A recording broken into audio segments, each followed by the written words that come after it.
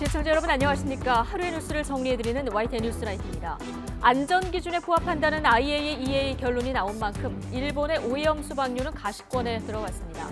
민주당은 방류하면 일본 수산물 전체를 수입 금지하는 입법을 검토하겠다고 했고, 여당은 괴담 정치를 그만하라고 맞서고 있습니다. 거친 발언들이 오가는 사이 여야 모두 상대당 대표를 윤리위에 제소했는데요. 대표 간 만남은 더 요원해진 모습입니다. 자, 이낙연 전 대표가 호남에 이어서 오늘은 봉화와 평산마을을 찾았습니다.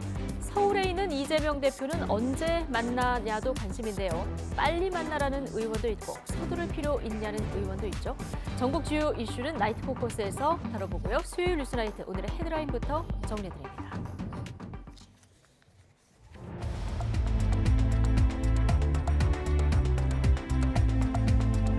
7월 5일 수요일 뉴스나이트 주요 뉴스입니다. 기시다 일본 총리가 다음 주 나토 정상회의에서 윤석열 대통령과 회담을 추진해 오염수 방류를 설명할 계획이라는 일본 언론 보도가 나왔습니다.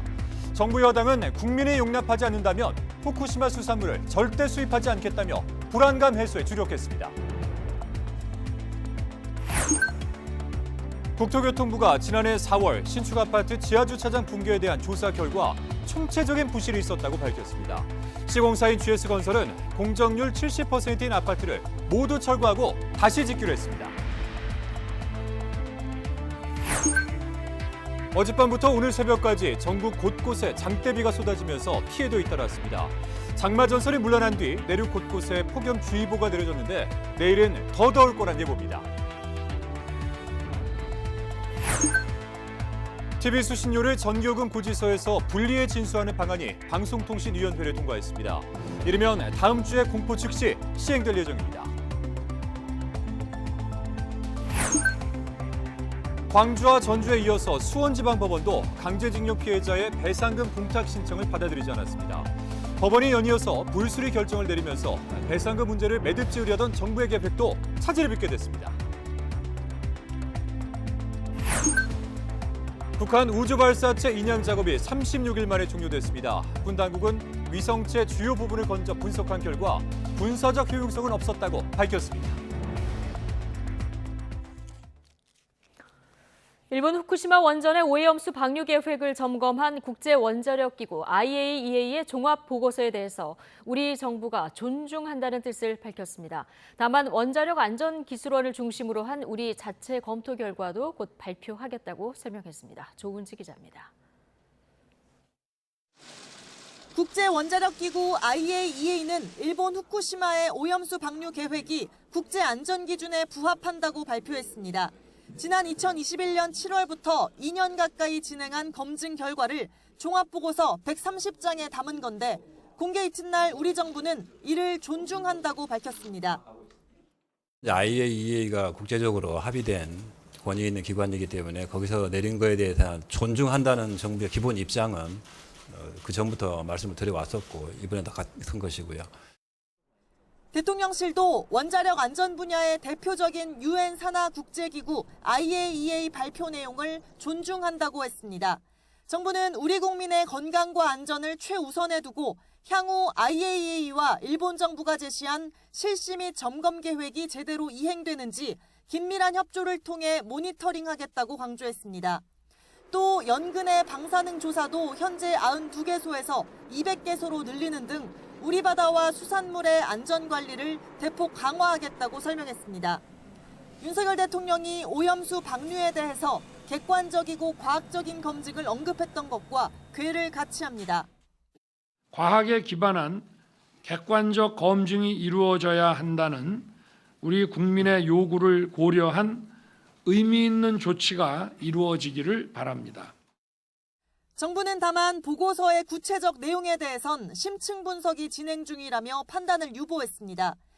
IAEA와 별도로 2021년 8월부터 한국원자력안전기술원 킨스 주도로 안전성을 점검하고 있는데 이 결과와 묶어서 이르면 주말쯤 총평을 발표할 걸로 전해졌습니다. 우리 측 보고서에는 지난 5월 정보시찰단이 후쿠시마 원전을 찾아 확보한 로데이터 분석과 방류시설 시운전 점검에 대한 평가도 포함됩니다.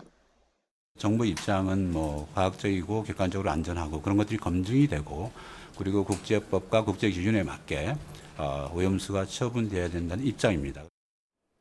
일본 언론은 다음 주 나토 정상회의에서 한일 정상회담이 추진된다고 보도했습니다. 이 자리에서 양국 간 오염수 해법이 폭넓게 논의될지 주목됩니다. YTN 조은지입니다. 네, IAEA의 보고서를 바탕으로 일본은 오염수 안전성을 홍보하기 위한 여론전에 최대한 힘을 쏟고 있습니다. 기시다 총리가 다음 주 나토 정상회의 때 윤석열 대통령과 개별 정상회담을 추진하고 있다는 일본 언론의 보도도 나왔는데요. 자, 이렇게 각 나라에 대한 설득 작업을 거치고 나면 일본이 다음 달 해양 방류에 바로 나설 거라는 전망이 우세합니다. 도쿄에서 김세호 특파원이 전해드립니다. 후쿠시마 제1원전의 오염수 방류 계획이 국제 안전 기준에 일치한다는 IAEA의 최종 보고서를 받아든 일본. 여기에 일본 원자력 규제위원회도 지난달 말 시행한 오염수 설비 검사 결과 문제가 없다며 오는 7일 검사 종료증을 발급하기로 했습니다. 特段大きな指摘事項がないということで、終了証の交付に向かっての手続きを進めているとの報告がございました。언제라도 방류할 수 있는 모든 조건이 갖춰진 겁니다. 일본 니혼 게이자이 신문은 일본 정부가 다음 달이라도 오염수 해양 방류를 하기 위한 조율에 들어갔다고 전했습니다. 일본 정부는 구체적인 방류 시기와 관련해 여러 상황을 살핀 뒤 결정하겠다며 말을 아꼈습니다. 具体的な放出時期は安全性の確保や風評対策の取り組みの状況を政府全体で確認し判断していきます。 주변국과 자국 내 어민들의 반발이 여전한 만큼 IAEA 보고서를 토대로 오염수 방류의 안전성을 최대한 알리는 데 우선 집중할 것으로 보입니다. 마이니치 신문은 기시다 총리가 오는 11일에서 12일 리투아니아에서의 나토 정상회의에서 윤석열 대통령과 개별 정상회담을 추진하고 있다고 보도했습니다.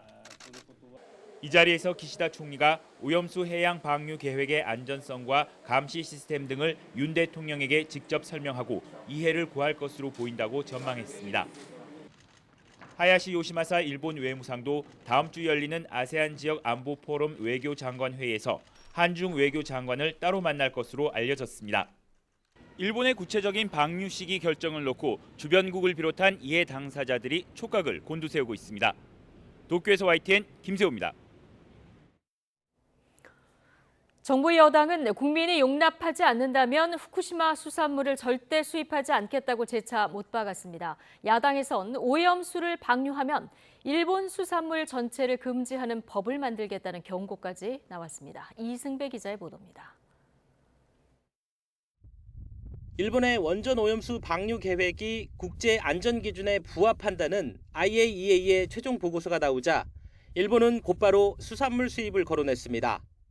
東日本大震災後の日本産食品等に対する輸入規制の撤廃は引き続き政府の重要事項であり、重要課題であり、関係省庁間で連携しつつ適切な形で取り組みを進めていきます。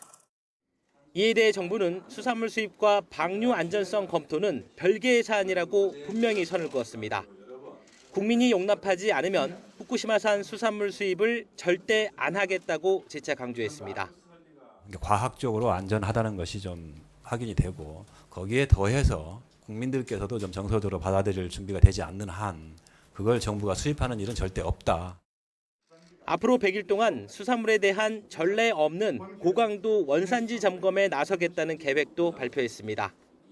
해수부, 지자체, 해경, 명예감시원 등 최대 가용 인력을 동원할 예정이며 위반 행위 발견 시 높은 수준의 처벌 규정을 예외 없이 적용할 것입니다. 국민의힘은 수산물 소비 위축으로 피해가 예상되는 수산업계를 위한 종합 대책을 정부에 촉구했습니다. 또 수산업 종사자들, 또 횟집 경영자를 비롯한 관련 우리 국민들이 피해를 본 일이 있으면 당연히 지원을 해야 되고 종합적인 수산업계 지원 대책을 정부 차원에서 마련해야 된다는 입장을 가지고 있습니다. 민주당은 일본이 인접국 동의 없이 오염수를 방류하면 일본 수산물 전체를 수입 금지하는 법을 만들겠다고 압박했습니다. 주변국에 공감이 없는 상태에서 방류를 강행할 경우 후쿠시마 인근 수산물뿐 아니라 일본산 수산물 전체에 대한 수입 금지 입법을 검토할 것임을 명확히 밝힙니다.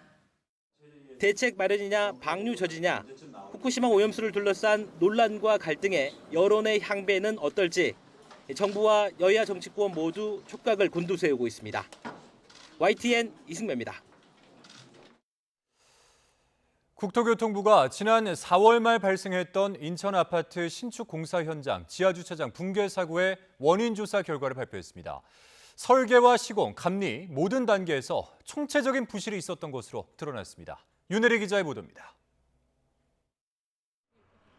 지난 4월 인천 검단 아파트 공사 현장에서 지하주차장 붕괴 사고가 난 지 2달 만에 사고 원인이 공개됐습니다. 당시 지붕이 내려앉은 구간은 기둥이 지붕을 떠받치는 무량판 구조로 설계됐습니다.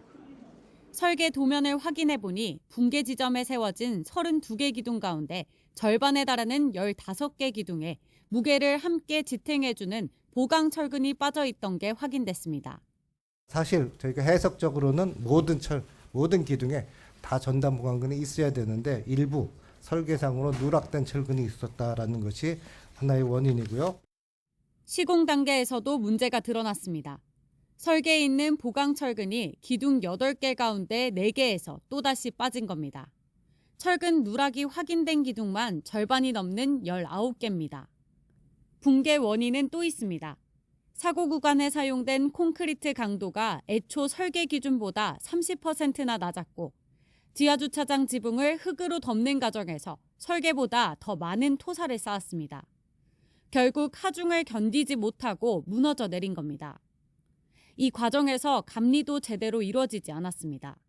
건설 사업자는 실시 설계 도면과 달리 지하주차장 기둥 무량판 슬래브 주두부에 전단 보강근을 설치하지 않았으며 건설사업관리 용역 사업자는 검측 시 이를 확인하지 않았습니다. 국토부는 다음 달 정밀 안전점검 결과와 후속 조치를 발표할 예정입니다. 아울러 GS건설의 전국 공사 현장 80여 곳에 대한 점검 결과와 행정처분 여부도 공개할 예정입니다. YTN 윤혜리입니다. 네, 인천 검단 아파트의 시공사 GS건설은 입주 예정자들이 안전 문제를 우려하자 공정률 70%인 아파트를 모두 철거하고 전면 재시공하기로 했습니다. 업계에서는 입주 지연에 따른 보상금까지 모두 4천억 원이 넘게 들어갈 것으로 추산하고 있습니다. 이동우 기자가 취재했습니다. 지하주차장 붕괴 사고가 난 인천 검단 아파트 입주 예정자들은 안전 문제를 우려합니다. 지하주차장뿐만 아니라 아파트 자체도 부실 시공 가능성을 제기하고 있습니다. 그 사고 지점의 콘크리트가 다른 부분에 안 들어갔다고 확신을 할 수 있는지, 그 시기에 타설된 다른 부분에 문제가 과연 없을지 이 부분 굉장히 조심스럽고 안전 문제가 발생하지 않을까 두려운 마음입니다. 시공사인 GS건설은 붕괴된 주차장은 물론 아파트 전체 17개 동 1,600여 가구를 전면 재시공하기로 결정했습니다. 이미 70% 공정률을 보이고 있는 단지 전체를 철거한 뒤 다시 짓고 입주 지연에 따른 보상금도 지급하겠다고 밝혔습니다. 올해 말 입주 예정이던 아파트는 완공까지 3년 넘게 걸릴 것으로 예상됩니다. GS건설은 입장문을 통해 입주자들의 여론을 반영하고 진정으로 사랑받는 브랜드로 더 나아가기 위해 이 같은 결정을 했다고 설명했습니다. 신축 건물에 대한 붕괴 사고는 도덕적 해이도 있지만은 이후 사후 처리가 더 중요하다고 보는데, 그런 측면에서 대기업 측면에서 이미지도 있고 또 사회적 책임을 다한다는 차원에서 전면 철거 후 시공한다는 것은 매우 바람직하다고 보여집니다. 건설업계에서는 GS건설이 발주자인 LH로부터 수주한 도급공사액이 2,700억 원인 만큼 철거비와 재시공비, 입주 지연 보상금 등을 모두 합쳐 4천억 원이 넘을 것으로 추정합니다. 건설 자재비와 인건비 급등으로 공사비가 크게 올랐기 때문입니다. 현대산업개발이 지난해 1월 발생한 광주 서구 화정동 아이파크 붕괴 사고 후 전면 재시공과 주민 보상비 등으로 3,700억 원을 책정한 것을 넘어서는 액수입니다. YTN 이동호입니다. 역전세 문제로 전세금 반환 대출이 올해만 벌써 3조 원을 넘어서자 정부가 대출 규제를 풀기로 했습니다. 물론 세입자 보호를 위한 조치지만 이번 규제 완화로 부작용도 클 수 있다는 우려가 나오고 있습니다. 이형원 기자입니다. 전세금을 돌려주기 위한 대출 관련 규제가 이번 달 말부터 1년 동안 완화됩니다. 보증금 반환 목적에 한해 총부채 원리금 상환 비율 DSR 40% 규제 대신 총부채 상환 비율 DTI 60%를 적용해 대출 한도를 늘려주는 겁니다. 전셋값이 떨어지면서 보증금을 돌려주기 어려워진 집주인이 늘고 있는 상황을 고려한 조치입니다. 34평에 18억, 20억 막 이렇게 내려졌다가 평균적으로는 14억, 15억 이 정도에 서울은 2, 3억 정도 떨어지지 않았을까요? 잠포나 서초나 송파나. 실제로 올해 들어 5월까지 관련 대출 규모는 3조 원이 넘습니다. 지난 2017년 1조 원대에서 급증한 겁니다. 이런 상승세로 2017년부터 쌓인 대출액만 30조 원에 육박합니다. 커지고 있는 역전세 위험은 한국은행이 발표한 보고서에도 고스란히 드러납니다. 지난해 1월 25%였던 역전세 위험 가구 비중이 올해 4월 50%를 훌쩍 넘긴 겁니다. 문제는 올해 하반기부터 역전세난이 더 커질 수 있다는 점입니다. 국내 전세 보증금 규모는 900조 원 정도로 추정됩니다. 이 가운데 1년 안에 만기가 되는 전세금이 300조 원을 넘어설 것으로 예상되기 때문입니다. 이런 상황에 세입자 피해를 최소화하기 위해 관련 대출 규제를 푼 거지만 부작용 우려도 큽니다. 역전세난에 취한 집주인들은 상당수가 무리하게 갭 투자를 이용해서 다주택자가 됐을 가능성이 큰데 부동산 불패라는 잘못된 신호를 다시 시장에 줄 가능성이 커서 또 이미 1,800조 원 넘는 가계부채 문제가 이번 규제 완화로 더 심각해질 수 있다는 지적도 나옵니다. YTN 이영훈입니다. 정부가 부실한 새마을금고 지점이 인수합병 되더라도 고객의 예금 적금은 100% 보호하겠다며 불안감 잠재우기에 나섰습니다. 행정안전부와 새마을금고 중앙회는 오늘 합동 보도 자료를 내고 새마을금고는 다른 금융기관처럼 1인당 5천만 원까지 예금자 보호를 하고 있다고 밝혔습니다. 이어서 인수합병이 되더라도 고객의 예금과 적금은 원금과 이자 모두 100% 이전되기 때문에 5천만 원 초과 예금도 보호되는 등 피해가 발생하지 않는다고 설명했습니다.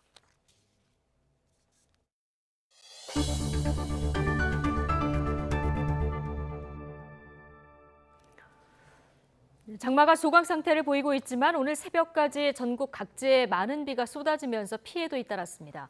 충남에서는 옹벽이 무너지고 집 주방이 물에 잠기는 피해가 있었고 대구에서는 바위 수백 톤이 고속도로로 쏟아지는 일도 있었습니다. 양동훈 기자입니다. 무너져 내린 옹벽이 여기저기 어지럽게 흩어져 있습니다.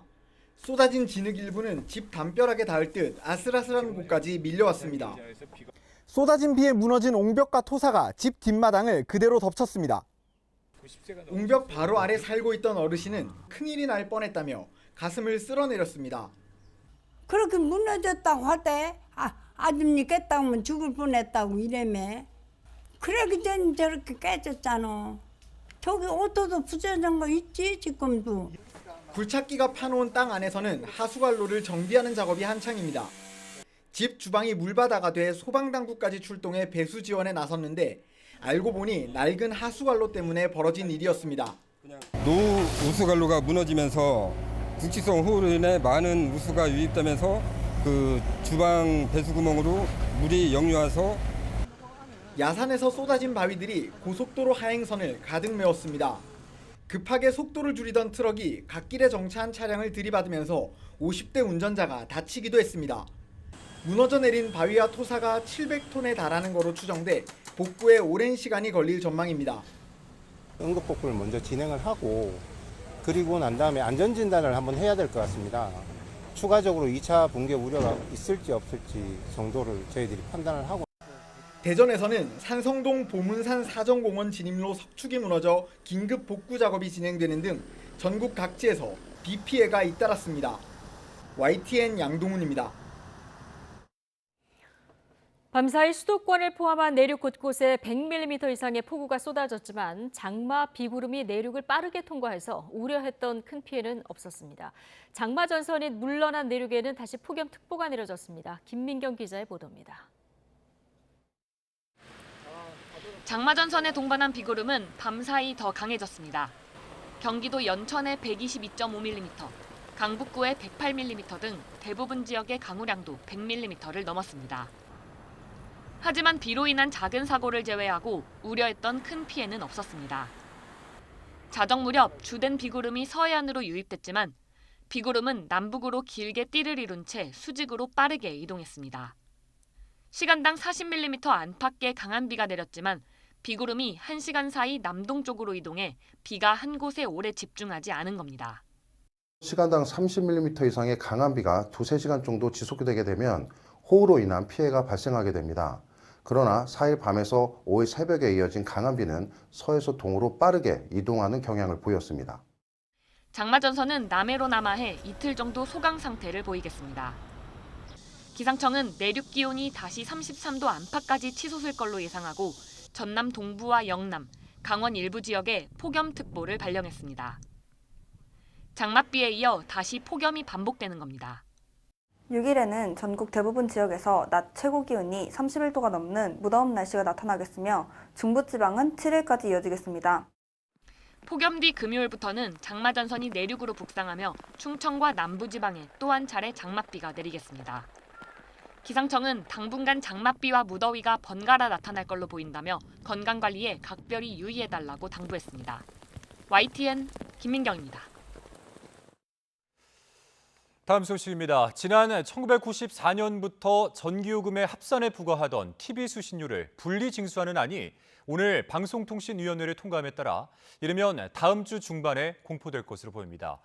공포 즉시 시행은 되지만 방통위는 KBS와 한국전력에 준비 기간을 줬습니다. 류한홍 기자가 보도합니다.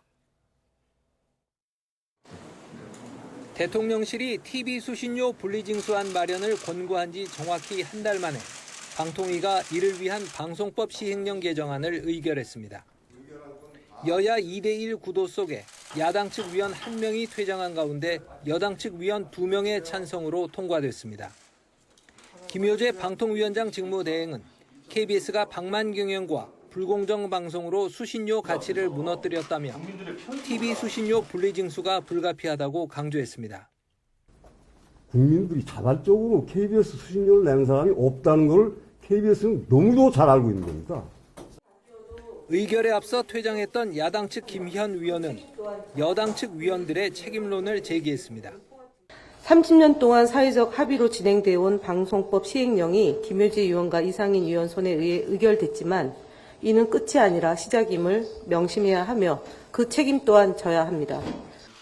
TV 수신료 분리징수안은 국무회의 의결과 대통령 재가를 거쳐 이르면 다음 주 공포 즉시 시행될 예정입니다. 다만 방통위는 KBS와 한국전력에 준비 기간을 주기로 했습니다. 방통위가 있는 정부 과천 청사 안팎에선 이른 아침부터 민주당 국회의원들의 항의 방문과 언론단체들의 항의 집회가 잇따랐습니다.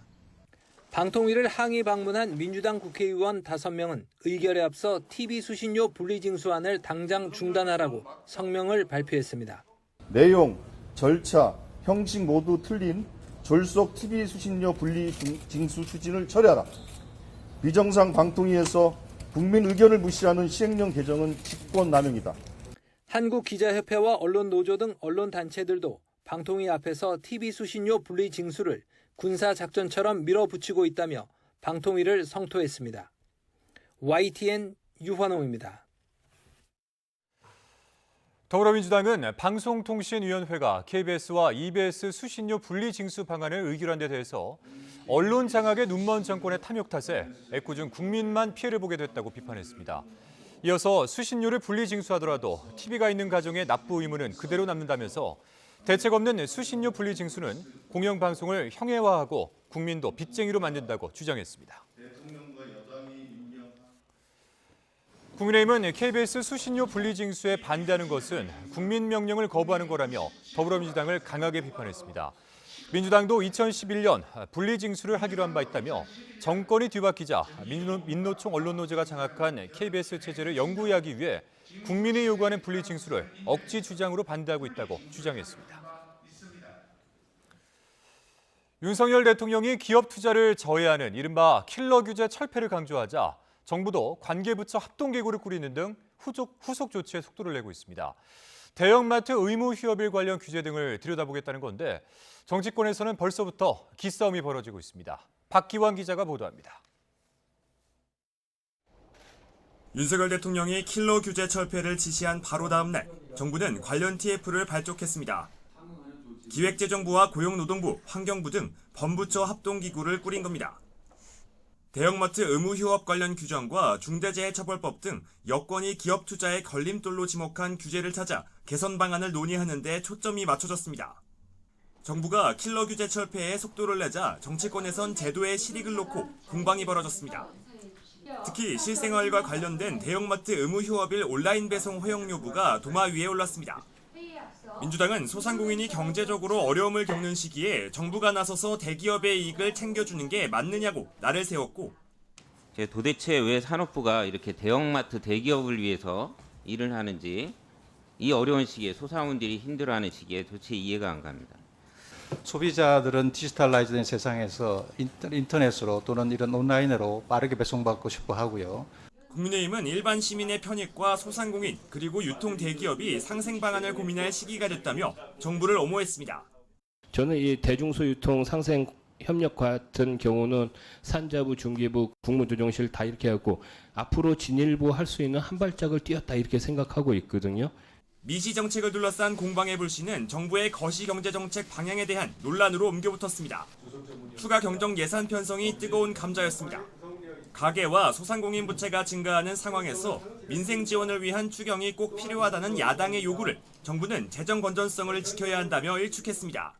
자영업자 29만 가구가 소득의 70% 이상을 빚감대 쓴다. 정부 재정 부분에 대해서 좀 활성화시키고 뭔가 기존에 못 미치는 부분들을 더 강력하게 추진할 수 있는 대책이 있습니까? 경기 우려가 일부 된다고 해서 저희들이 추가로 빚을 더 내서 경기 진작용으로 하는 것은 저희들은 자제돼야 된다 이런 입장이고, 경기 살리는 것은 역시 민간의 활력을 통해서. 국민의힘도 부적절하게 집행되는 각종 보조금 문제 등을 부각하며 나라 살림을 되살려야 한다고 힘을 보탰습니다. 적당히 분배하듯 보조금을 지급하고 있습니다. 그래서 2018년 대비 2022년에 무려 9,367억 원, 17%가 늘었거든요. 정부가 철폐를 추진하는 킬러 규제에는 노동과 환경 분야 등 여야 입장차가 첨예한 사안들도 많이 담길 것으로 보입니다. 규제 개혁의 밑그림이 윤곽을 드러내면 정치권 대치 전선도 더 가팔라질 수밖에 없다는 전망도 많습니다. YTN 박견입니다. 일본 전범 기업을 대신해서 강제동원 피해자 일부의 배상금을 법원에 맡기려던 정부의 계획에 사법부가 잇따라 제동을 걸고 있습니다. 이번에는 수원지법도 원고 2명에 대한 정부의 공탁 신청을 받아들이지 않았습니다. 피공탁자인 유족의 명백한 반대 의사가 확인돼 제3자 변제 요건을 갖추지 못했다는 이유입니다. 먼저 강민경 기자의 보도입니다.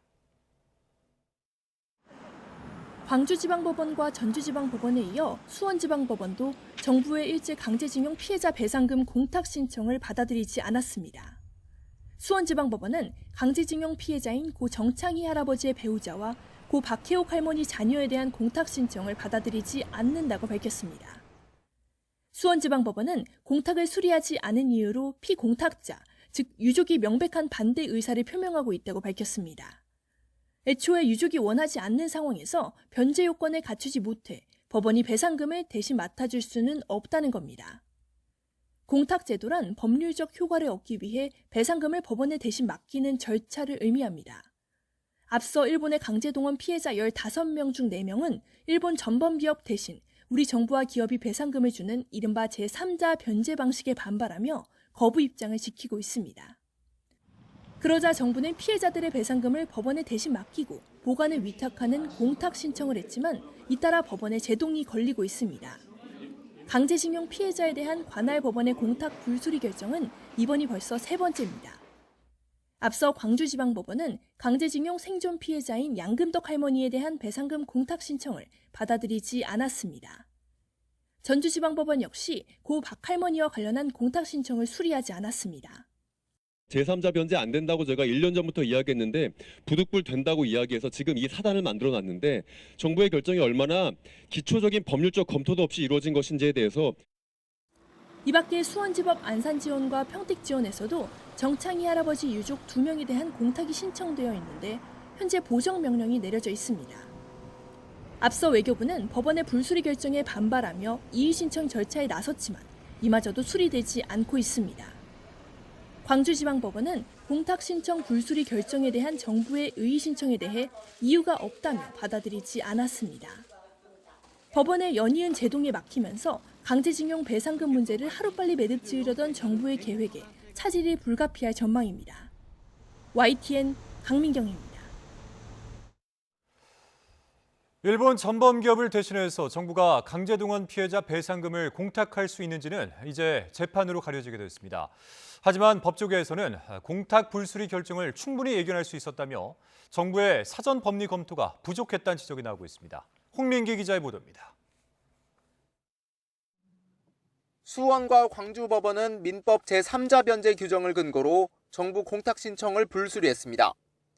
당사자가 분명한 거부 의사를 표시한 경우 제3자는 채무자를 대신해 변제할 수 없다는 원칙입니다. 강제동원 피해자와 유족이 일본 전범기업이 아닌 정부의 제3자 변제에 명백히 반대하고 있어 변제 공탁을 받아줄 수 없다는 겁니다. 외교부는 공탁관 권한을 벗어난 결정이라고 반발했지만 대법원 판례는 다릅니다. 다른 사람 부동산을 경매 신청하기 위해 은행 빚을 대신 갚겠다고 나선 사건에서 대법원은 공탁을 불수리한 공탁관 결정에 문제가 없다고 봤습니다. 또 채무를 변제하지 않으면 자기가 손해를 보게 되는 이해관계를 가져야만 제3자가 공탁 주체가 될 수 있다고 판단했습니다. 채무자인 일본 기업 대신 피해자와 직접 채권 채무 관계가 없는 우리 정부 공탁이 애초부터 어려웠다는 시각도 적지 않습니다. 이 때문에 공탁제도는 공탁관의 기계적, 형식적 처리를 전제로 한다는 과거 대법원 판결을 근거로 외교부가 치밀한 법리 검토 없이 절차적 정당성만 따져 밀어붙인 게 아니냐는 지적이 나옵니다. 공탁 불수리에 대한 정부 이의 신청마저 받아들여지지 않아 이제는 재판부가 정식으로 법리 검토를 하게 됐습니다. 만약 법원이 유효한 공탁으로 판단하면 정부 배상금을 거부한 피해자들의 일본 기업 채권이 공탁만으로 사라지게 되는 등 또 다른 논란도 불가피합니다. YTN 홍민기입니다.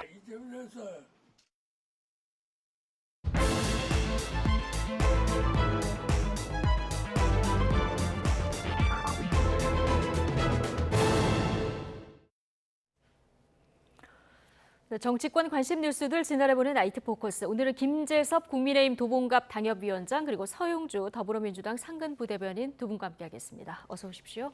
안녕하세요. 안녕하십니까. 자, 일본 후쿠시마 원전 오염수 방류 관련해서 국제원자력기구 IAEA의 보고서가 어제 나왔고요. 오늘 우리 정부의 입장이 나왔습니다. 결과를 존중한다. 이게 기본 입장인 거죠?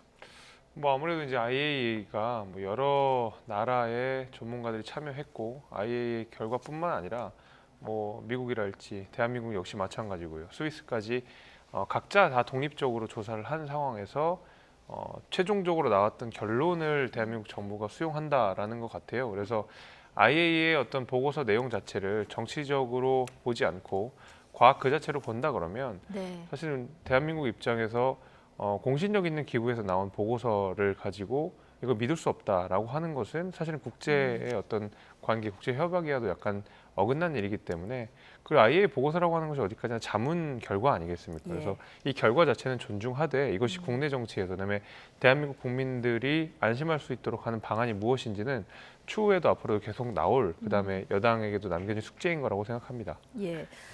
안전 기준에 부합한다. 인체 환경 영향은 미미하다. 자, IAEA의 결론이 이렇게 나오다 보니까 이제 일본이 곧 방류할 것 같다. 이런 보도들이 나오고 있기 때문에 국민들이 불안한 것도 사실인데 그러다 보니까 정부가 수산물 원산지 표시 위반했는지 잘 점검을 하고 그리고 국민이 정서적인 준비가 될 때까지는 후쿠시마 수산물을 절대 수입을 안 하겠다 이거 강조하고 있는데 자 이런 정부의 조치들은 어떻게 보십니까? 그러니까 이제 면피용이라고 보이는 거죠. IAEA 보고서 자체가 뭐 문제 없다, 미비하다, 인체 유해하다, 안전 기준에 부합하다. 이거는 도쿄전력의 어떤 평가 보고서와 거의 일맥상통하는 내용입니다. 그러다 보니까 IAEA 보고서 자체가 도쿄전력의 보고서를 그대로 그냥 옮겨서 받아준 게 아닌가라는 측면들이 결국에는 IAEA 보고서를 다시 한번 재검토를 우리가 해야 되지 않느냐라는 필요성이고요. 정부 같은 경우는 너무 기다렸다는 듯이 환영한다. 방류에 대해서 우리 정부는 뭐 존중한다. 이렇게 얘기하고 싶겠죠. 하지만 국민의 80% 이상이 지금 불안해하고 거기에 대해서 안 된다라는 반대 입장을 하고 있는데 정부가 여기에 맞춰서 그냥 환영 입장을 할 수 없으니까 그러면 뭔가 하나의 대책을 마련해야 되니까 그러면 일단은 일본의 수산물은 좀 막아놓겠다. 네. 이렇게 해야 아무래도 국민들께서 그래도 정부가 조금 노력하는 거 아니냐라는 그런 뭐 생각에서 나온 것 같아요. 나쁘지는 않는 건데요. 네. 100일 갖고는 부족하고요. 이거는 일단은 IAEA 보고서 자체를 여야가 국내에서 전문가들 분석을 하고요. IAEA에 보면은 이 전문가들 중에 태평양 도서 지역에 있는 과학자들, 그다음에 전문가들은 이 IAEA에 참여를 하지 못하고 배제됐습니다. 이런 부분에서 그러면 반대 입장에서 어떤 이 오염수에 대한 과학적 근거를 대는 분들의 이야기도 충분히 듣는 어떤 그 시간을 우리 대한민국뿐만 아니라 여기에 반대하는 국가들이 모여서 다시 한번 논의하는 그런 시간들을 가져야 된다라는 측면에서는 정부의 지금 환영 입장이 더 크기 때문에 아직은 민주당에서는 좀 우려의 목소리를 계속적으로 낼 수밖에 없다. 좀 그런 말씀을 드립니다. 우리의 지금 자체 분석도 진행되고 있는데 이 결과 최종 발표 때 심층 분석 내용도 함께 이제 발표하겠다. 정부는 이런 입장인데 자. 기시다 총리가요, 다음 주 나토 정상회의가 열리지 않습니까? 이때 윤석열 대통령하고 한일 정상회담을 추진하기로 했다. 오늘 일본 언론이 이런 보도를 했습니다. 자, 일본이 지금 우리나라뿐 아니라 국제적으로 좀 설득 작업에 들어간 다음에 8월에 예정대로 방류하겠다. 좀 여론전에 나선 이런 모습인 것 같아요. 뭐 아무래도 그럴 겁니다. 예. 그러니까 아무리 IAEA에서 이것이 안전하다고 보고서를 냈다 하더라도 IAEA 보고서에서 나왔듯이 결국 그 방류는 국가의 책임인 것이거든요. 방류를 할지 말지 결정하는 것은 국가의 책임인 것이고 어디까지나 그 보고서는 자문에 불과하기 때문에 일본 정부가 하든 안 하든 결국 일본의 결정이게 됩니다. 방류로서 가닥을 잡은 것 같은데 방류를 했을 때 당연히 그 반발하는 국가들이 있을 수가 있습니다. 거기에 대해서는 아마 기시다 총리가 자기 본인이 책임을 지고 이렇게 여론전을 할 거라고 생각이 되는데 사실 기시다 총리뿐만 아니라 일본 정부가 국제사회에 말하자면 설득하는 작업은 뭐 하루 이틀 된 일은 아니었죠. 네. 이미 2년 전부터 IAEA에서 뭐 꾸준하게 주요국으로 참여하면서 이런저런 입장들을 전달하고 바로 그 부분이 이제 민주당이 지적하는 부분들 아니겠습니까? 굉장히 유착이 있는 거 아니냐, 뭐 로비했는 거 아니냐 이런 의혹까지 제기를 하고 있는데 일본은 2년 전부터 사실은 방류 준비를 이렇게 좀 치열하게 해왔다 이렇게 생각이 좀 되고요. 그럼에도 불구하고 방류 자체에 대해 우려가 있는 것이 분명히 있기 때문에 아마 기시다 총리는 대한민국뿐만 아니라 다른 여러 나라도 거쳐가면서 이것이 안전하다는 것을 끊임없이 피력하려고 할 거고 그것은 결국 또 일본 정부의 몫이라고 생각합니다. 예. 자, 그로시 IAEA 사무총장이 내일 모레 한국에 옵니다. 민주당은 지금 이제 우려의 시선이 여전하다 이렇게 얘기하셨는데 어떤 걸 좀 물어보고 싶습니까? 그로시 사무총장이 정부만 만나고 갈지 모르겠어요. 뭐 민주당도 그렇고요. 정의당도 기자회견도 한다 그랬거든요. 뭐 기자회견 하는데요. 예. 일단 이제 이게 반대하는 측의 입장을 좀 듣는 것들이 IAEA의 어떤 좀 공평성과 정확성의 원칙에 부합된다라고 보는데 제가 봐서는 그로시 사무총장이 기자회견을 하되 아마 야당 쪽, 반대 쪽의 입장들은 많이 청취는 하지 않을 것 같아요. 그러니까 일본에서 보고서를 발표를 했고 그 가장 인접 국가인 한국에 와서 그걸 설명을 하는 수준이 된다면 이거는 또한 또 IAEA가 일본의 오염수 방류에 면접을 주기 위한 어떤 국제적 행위를 하는 걸로 그칠 수 있다라는 점에서 그로시 사무총장이 오시면 정부만 만나지 말고 민주당과 나머지 반대하는 측의 입장에서 본인이 가지고 있는 전문성을 가지고 뭔가 토론을 벌일 수 있는 시간들을 좀 마련했으면 좋겠다라는 생각이 들고요. 저는 그 최근에 보면 IAEA 보고서를 보면 그 표지에 그 IAEA가 본인들의 책임을 안 지겠다는 그 말하자면 그 앞에 서두에 문구를 씁니다. 그러니까 이거는 이 자체를 보고를 하지만 여러 가지를 봤을 때 안전성 이런 부분들은 인체에 미비하다고 판단은 됐지만 IAEA와 그 회원국은 이 방류로 인한 어떤 피해에 대해서 책임지지 않는다라는 거를 보고서 앞장에 써놔요. 네. 결국에는 우리는 일단은 판단은 했으나 방류를 해서 무슨 안 좋은 일이 생기는 것은 너희들 책임이야. 네. 거기를 인정하는 건 너희들 책임이야. 이런 무책임한 보고서를 가지고 지금 대한민국을 찾아와서 오염수 방류에 대해서 인정해달라라는 설명을 한다면 이거는 조금 받아들이기 쉽지 않을 것이고 지금 80% 이상의 국민들이 반대하는 그 심리적 불안감을 잠재우기에는 좀 어렵지 않겠냐라는 좀 그런 생각을 가지고 있습니다. 오늘 민주당 의원들이 언론에서 이 얘기 많이 하시던데요. IAEA가 보고서 서두에 이제 우리는 책임까지는 지지 않는다. 이 부분이 이제 들어가 있다는 이 점에 대해서 좀 많이 얘기를 하시거든요. 왜냐하면 IAEA에서 나온 보고서 자체가 구속력이나 강제력을 가진 보고서가 아니기 때문에 과학적인 결과를 내놓으면 거기에 대해서 국가가 책임을 지고 방류를 하든 말든 결정을 하면 되는 문제이기 때문에 이 결과에 대해서 책임을 질 수 없다라고 하는 것이지 적어도 IAEA가 자신들의 이름을 걸고 낸 보고서 자체가 과학적으로 틀렸기 때문에 책임질 수 없다. 과학적으로 옳지 않기 때문에 알아서들 해석하세요라는 말은 아니거든요.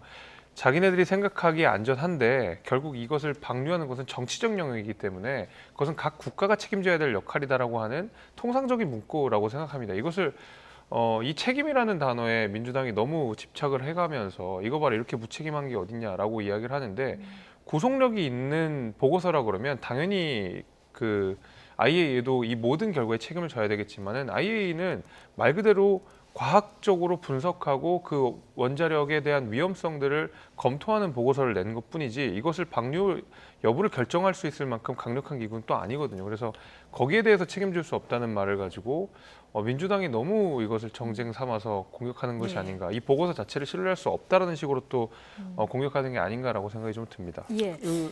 잠깐만요. IAEA 자체의 보고서는 국제기구가 내는 보고서예요. 근데 어떤 국제기구도 이렇게 본인들의 조사에 대해서 책임지지 않겠다고 하진 않습니다. 그리고 책임을 지지도 못하는 이런 보고서를 토대로 일본 오염수를 방류한다는 자체도 그 자체도 좀 무책임한 행위 아니겠습니까? 그렇기 때문에 책임을 지지 못하는 이들의 IAEA 보고서를 조금 더 보강하는 시간들을 가져야 되는 게 좀 합리적이지 않을까라는 좀 주장을 하고 싶습니다. 예. 알겠습니다. 어쨌든 그로시 IAEA 사무총장이 방한할 때 너무 정부 여당만 만나지 말고 야당도 만나고 또 시민단체도 좀 만나서 얘기를 들어줬으면 좋겠다 이런 의견을 앞서 주셨고요. 여야 입장은 여전히 갈리죠. 오늘 국회에서 열린 산자위에서는 IAEA의 신뢰성 문제를 두고 여야가 첨예하게 맞붙었습니다. 발언 듣고 오시겠습니다. IAEA 국제원자력기구는 핵사찰 기구이지 원자력, 핵 피폭에 따른 생태환경 인체 영향을 진찰하는 보건기구가 아닙니다. IAEA 보고서는 깡통보고서, 백지보고서에 가깝습니다. 일본의 맞춤형 용역 보고서입니다. 일본이 일본에게 불리한 정보와 데이터를 제공했겠습니까? IAEA에 대해서 일각에서는 이게 일본 하청기구다 그러는데 혹시 IAEA에 돈을 대는 국가의 그 재정 기여 순수를 아십니까, 장관님? 제가 알기로 미국이 제일 많은 걸로 알고 있다. 두 번째는 중국입니다. 중국입니다. 예. 그럼 IAEA가 지금 중국 하청기구입니까? 그렇지 않습니다. 예, 국제적인 그렇죠. 고위기구입니다. 우리가 우리 정치적인 편의적으로 이야기한다고 해서 국제기구를 무시하고 유엔에 가면 누구를 합니까? 유엔에서 IAEA가 또 하게 되겠죠.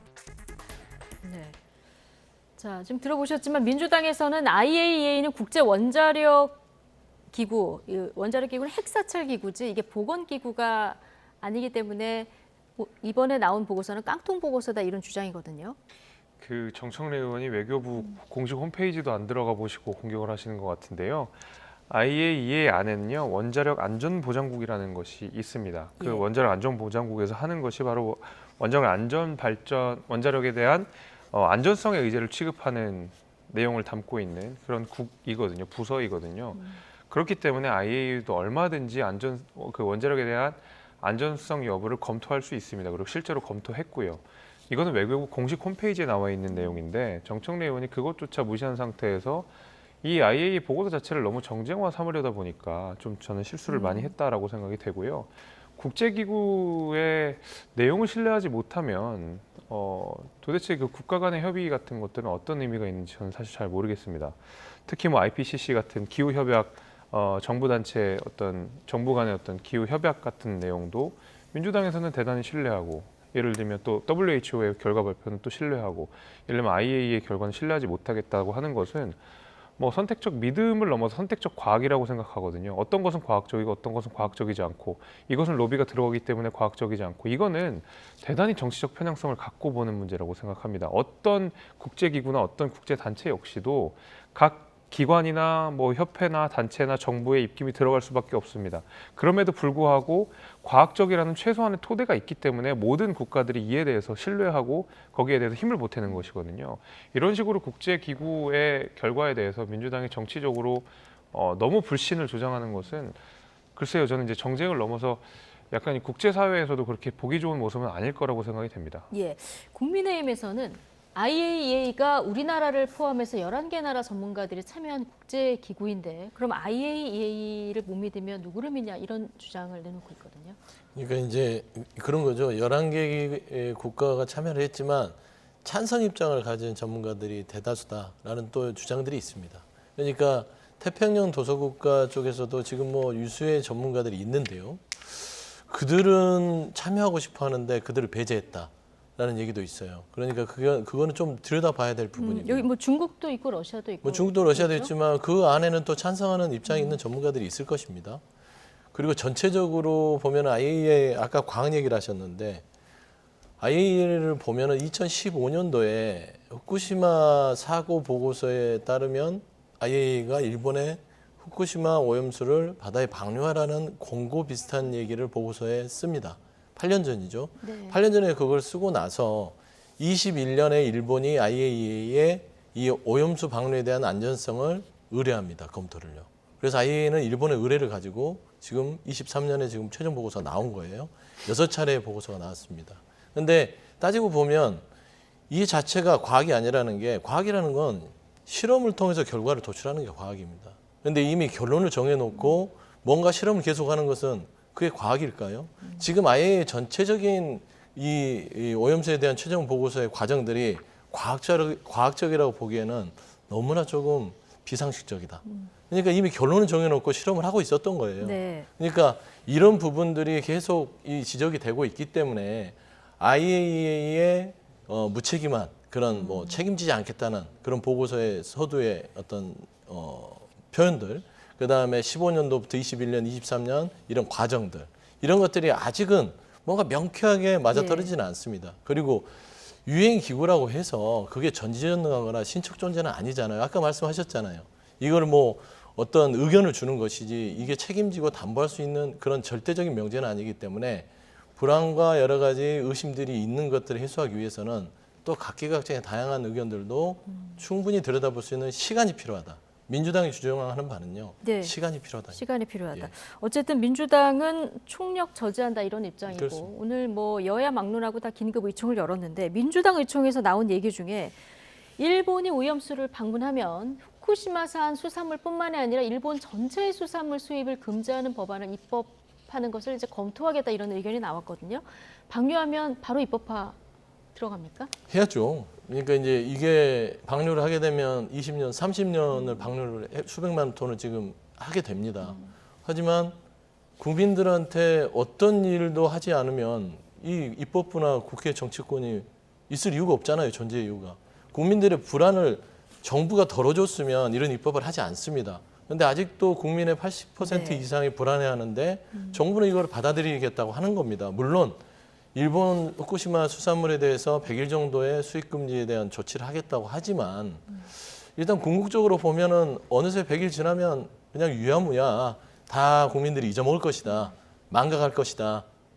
저는 그런 노림수가 있다고 보거든요. 예. 그렇기 때문에 이거는 입법으로 정확하게 뭔가 제도적으로 해놓지 않으면 국민들이 잘못하면은 몸에 해로울 수 있고 생명에 위태로울 수도 있는 그런 상황이 올 수 있기 때문에 일단 입법을 추진해 가면서 네. 시간과 그리고 국민들의 어떤 심리적인 불안감들을 덜어줄 수 있는 그런 네. 최소한의 행위들을 해야겠다라고 판단하고 예. 있습니다. 수산물 전체 수입 금지 입법화를 이제 검토하는 움직임도 하나 있고요. 그리고 이제 야당 의원 한 10여 명이 일본에 가서 방류 반대 시위를 벌일 계획도 지금 나오고 있거든요.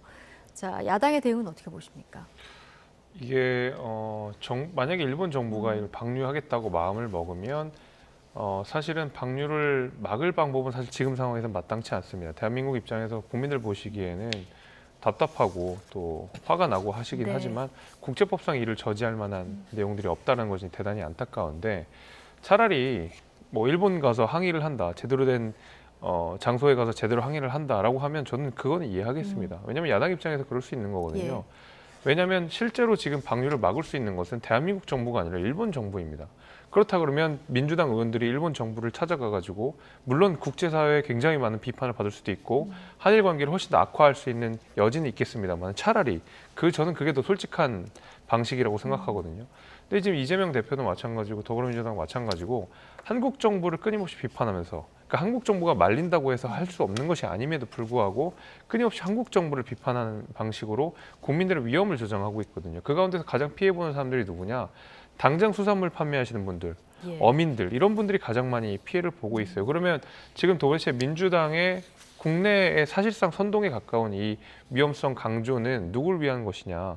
정말로 일본을 압박하기 위한 수단이냐 아니면 국내 정치를 이용한 것이냐? 전 여기에 대해 심각한 의문이 있고요. 네. 차라리 일본 가서 항의하겠다는 분들이 더 솔직하다고 보입니다. 오히려 일본에 가서 하는 거는 이해가 가는데 나머지는 좀 국내 정치에 이용하는 것 같다 이런 의견을 주셨는데 오늘 김기현 대표도 대통령 탄핵 목적이 있는 게 아니냐 이런 얘기를 또 했거든요. 그러니까 왜 도둑이 재발절이시는지 모르겠는데 그런 얘기 한 적 없습니다. 뭐 대선 불복이다, 탄핵이다. 저희는 그런 얘기를 한 게 아니라 오로지 국민들의 80% 이상이 두려워하는 이 문제에 대해서 정부가 너무 안일하게 대처한다. 동참해달라는 거예요. 야당의 요구에. 이거를 너무 그냥 일본의 입장만 다 받아들이지 말고 국민들 입장에서 좀 생각을 좀 해주십시오. 라고 정부한테 촉구를 하고 있는 겁니다. 근데 정부가 움직이지 않으니까 그냥 장애, 길에 나서서 계속 규탄대를 하는 거예요. 정부가 조금만 야당하고 논의를 해서 어떤 후쿠시마 오염수 방류에 대한 국민의 불안감을 한 80%에서 한 40%, 30% 내려놓으려는 노력을 한다면 우리가 국내에서 이럴 필요가 있겠습니까? 민주당도 바라는 건요. 여당 국민의힘하고 손 잡고 일본에 찾아가서요. 오염수 방류 늦춰달라고 시위하고 싶습니다. 그렇게 하는 것들이 대한민국의 입법부나 정치인들이 할 일이죠.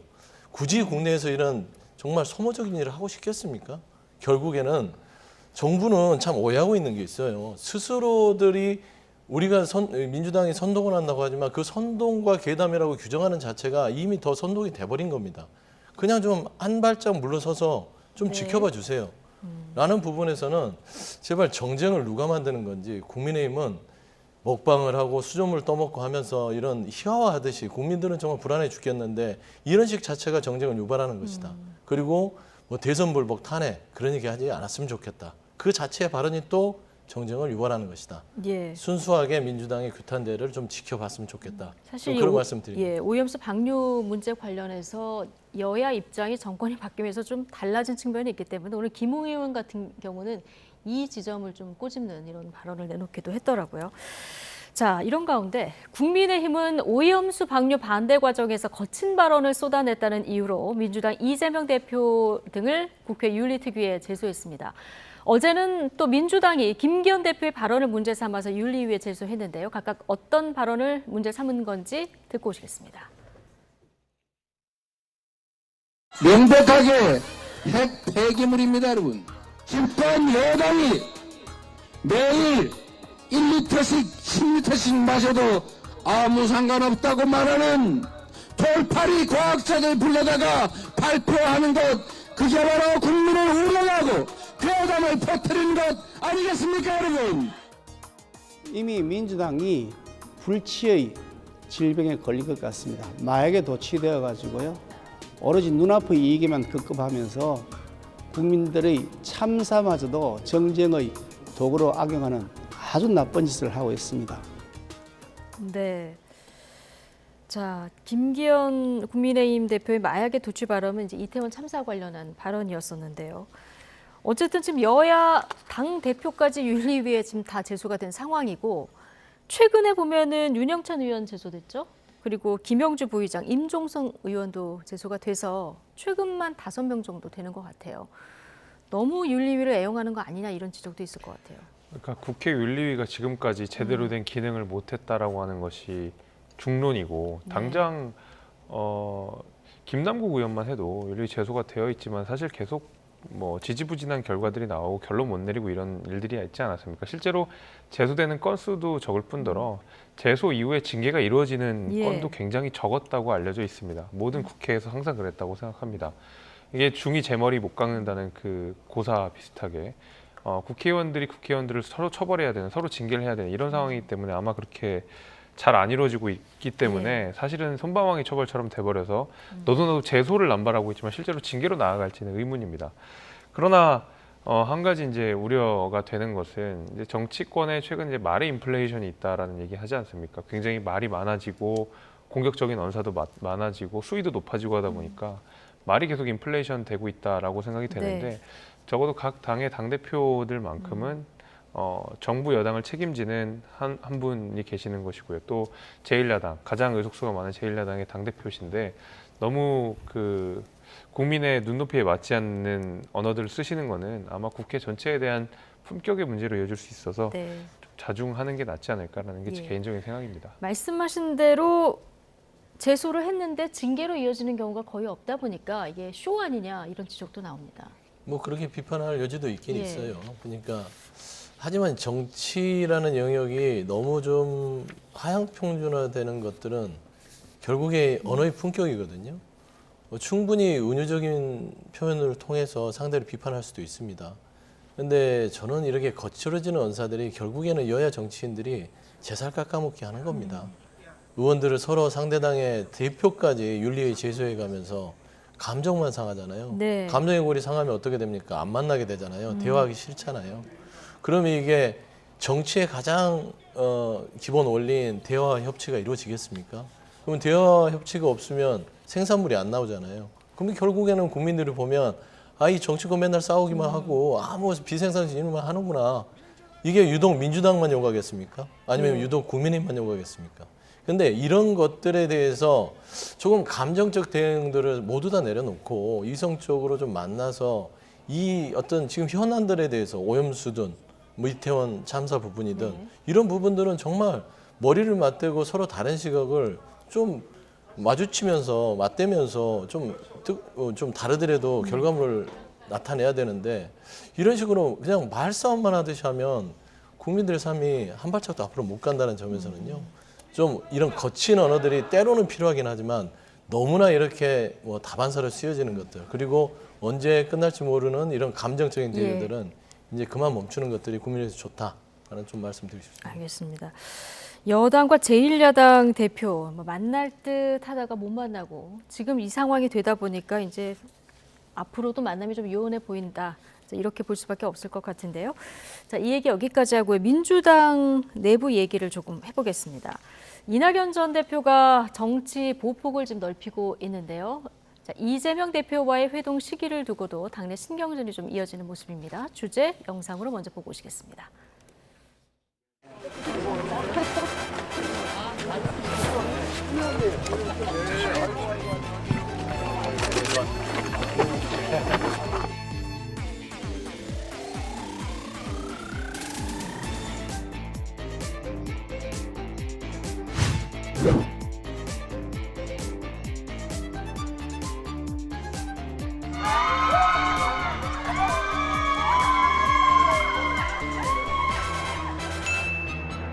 일정을 조정하고 있을 겁니다. 정치인들이 말하는 그런 줄다리기가 있지는 않아요. 현재 민주당 상황이 굉장히 어렵잖아요. 그게. 그렇기 때문에 당의 중요한 지도자인 두 분이 빠른 시일 내에 만나서 또 국민들의 궁금증을 해소하고 우리 만나자, 필요하다 이렇게 이야기를 하면서 이낙연 때문에 대선 졌다, 이낙연이 뭐 윤석열 찍었다 이런 허위사실을 유포를 하고 있거든요. 두 분 간에 화학적 결합이 되겠냐.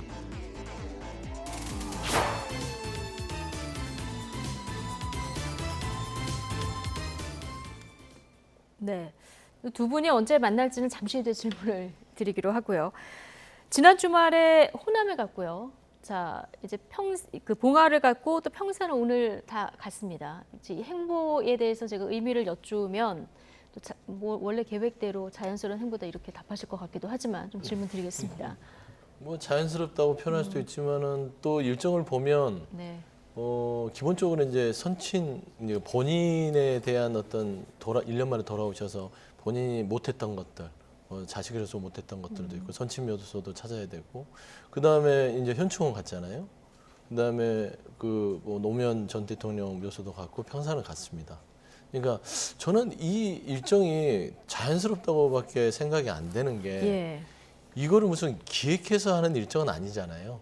그러니까 뭐 차라리 어느 시점에 어디 각 도별로 청년들을 모아서 강연을 한다거나, 저는 차라리 그게 기획적이고 전국적으로 어떤 세계화합을 통한 어떤 뭔가 정치적인 입지를 굳히려는, 차라리 그런 게 비판의 여지는 있을 수 있고 논란의 여지는 있을 수 있겠지만 전임 대통령들 찾아가서 인사드리고 하는 것들은 당연히 민주당의 지도부였고, 그다음에 문재인 정부 대통령에서 문재인 정부에서 총리가 지냈던 분으로서 당연하다. 다만 이제 그 일정 중에 기자들과의 대화하는 메시지들을 이제 주목하는 것이죠. 근데 그렇죠. 이낙연 전 대표가 원래 말씀을 안 하시는 분은 아니에요.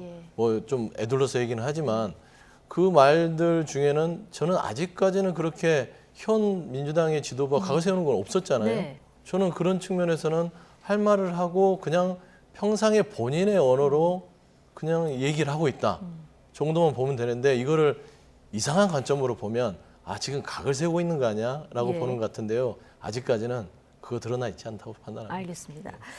자, 노무현 전 대통령 묘역을 참배할 때는 이렇게 눈물을 훔치는 모습도 보였는데, 조금 전 영상 구석에서 우리가 박명록 글을 보지 않았습니까? 여기에 보면은 원칙과 상식의 세상으로 다시 서도록 못난 후대들을 좀 깨우쳐달라, 이런 대목이 나오거든요.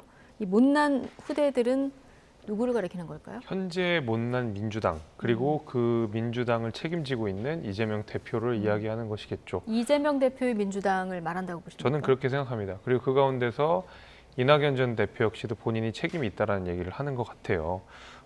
그래서 이제 전방위적으로 비판을 하신 것 같은데, 현재 민주당에 대해서. 근데 제가 남는 의문은 이제 이런 것이죠.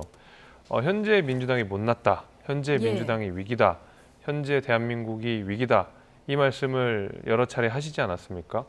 그런데 이재명 대표를 만나는 일에는 왜 그렇게 소극적이냐. 민주당이 위기인 것은 명확관화한 사실이고 본인도 그렇게 인지하고 계신데, 그렇게 되면 하루라도 빨리 이재명 대표를 만나서 이재명 대표 말대로 백지장도 나누어 들어야 되는 상황 아니겠습니까? 근데 이제 이낙연 대표의 말은 일정을 조절하고 있다라는 이야기를 하고 있고요. 언제 만나겠다 이런 얘기는 안 하고 있습니다. 네. 사실 이재명 대표 이 정도 위기 상황이라면 당장 오늘이라도 만날 수 있었습니다. 제 생각에는 10분 안에 전화해서 만날 수 있을 거라고 생각합니다. 그럼에도 불구하고 일정을 조절한다라는 두루뭉술한 이야기로 언제 만나는지 즉답을 좀 피했다라는 것은 이낙연 대표가 지금 당장 이재명 대표를 만날 필요가 별로 없다라고 생각이 아마 들 것 같고요. 지금은 이낙연 전 대표의 시간이고, 이낙연 대표는 이재명 대표를 안 만날수록 본인에게 스포트라이트가 올 겁니다. 그리고 오랜만에 본인에게 비춰진 스포트라이트를 굳이 거절하지는 않을 거고요. 그래서 본인이 어차피 대선에 도전할 것이고, 그렇게 사실상 선언을 했기 때문에 지금의 스포트라이트를 계속 즐기면서 사실상 이재명 대표를 견제하는 방식으로 정책 행보를 이어갈 가능성이 좀 높다고 봅니다. 네. 자, 이낙연 전 대표가 기자들이 이재명 대표 언제 만나는 질문을 하니까 일정을 조율 중이다가 아니라 조율 중일 겁니다, 이렇게 얘기를 한 부분이 저는 아까 좀 귀에 들어왔고요. 좀 친명계에서는 좀 빨리 만나라, 이런 의견이 주를 이루고 있고, 비명계에서는 뭐 서두르냐, 이런 의견이 나오고 있거든요. 둘 다 맞는 얘기라니까요. 그러니까 여유를 가질 필요가 있습니다. 지금 이낙연 전 대표가 들어온 지 한 달이 안 된 것 같아요. 들어온 지 한 달이 안 됐죠. 1년을 나갔다 왔고요. 들어온 지 한 달이 안 됐습니다. 이재명 대표도 지금 당대표로서 전국 현안이 복잡하고 분주하게 돌아가고 있습니다. 그러니까 일정들이 굉장히 바빠요. 이낙연 전 대표도 본인의 일정을 소화하면서 어느 일정 부분에서 모든 게 다 본인이 일정이 됐다고 하면 그 빈 일정과 이재명 대표 일정이 맞는 순간에 만날 수 있는 거 아니겠습니까? 그래서 제가 알고 있는 바로는 양쪽 비서진에서 일정에 대한 얘기가 오가고 있다라는 것은 들었을 거예요. 근데 자세하게 언제 만날까요? 날짜를 몇 개 주세요. 이런 구체적인 내용은 없는 거예요. 예. 근데 근데 다만, 지금 네. 서울에 사무실 얻으셨잖아요. 네네네. 예. 이재명 대표도 서울에 계시니까 네. 이제 물리적 거리로 생각하면 이재명 대표 쉽게 빨리 만나도 되지 않느냐 이런 의견. 그러니까 이제 저는 예. 늘 말씀드리지만 주변에 있는 분들이 가만히 계셔야 돼요. 저도 질문을 좀 그만할까요? 아니요. 그게 그 말이 아니라 네. 주변에 있는 분들이 뭔 말이냐면 예. 뭐 친이계라고 하고 뭐 친낙계라고 하는 이렇게 분류가 되는데 네. 그냥 왜 빨리 만나라라고 하면 퇴근하시거나 또 아니면 어떤 분들은 뭘 서두를 거 있냐 이럴 필요 없어요. 두 분이 알아서 하는 것이고요.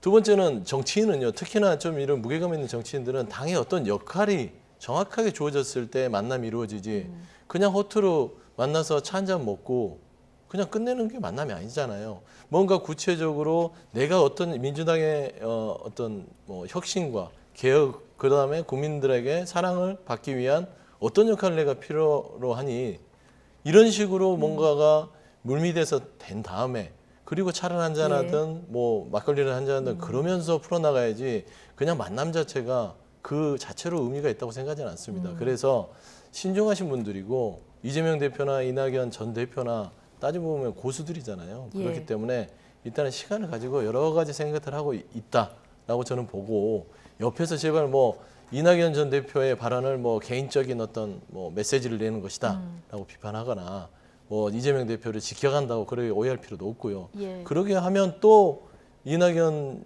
대표를 따르는 분들은 또 거기서 반격을 할 수밖에 없잖아요. 그래서 갈등 양상으로 비춰질 수 있으니 네. 그냥 일단은 시간을 두고 좀 지켜보시는 게 좋을 것 같아요. 알겠습니다. 문재인 전 대통령 만나는 장면 앞서 이제 보셨는데 문 전 대통령의 당부가 있었냐 이런 기자들 질문도 있었거든요. 여기에 대해서 말하기 어렵다. 이낙연 전 대표 이렇게 얘기를 했는데 말하기 어려운 어떤 중요한 당부가 있었을까요? 아니면 그냥 말을 아끼는 걸까요?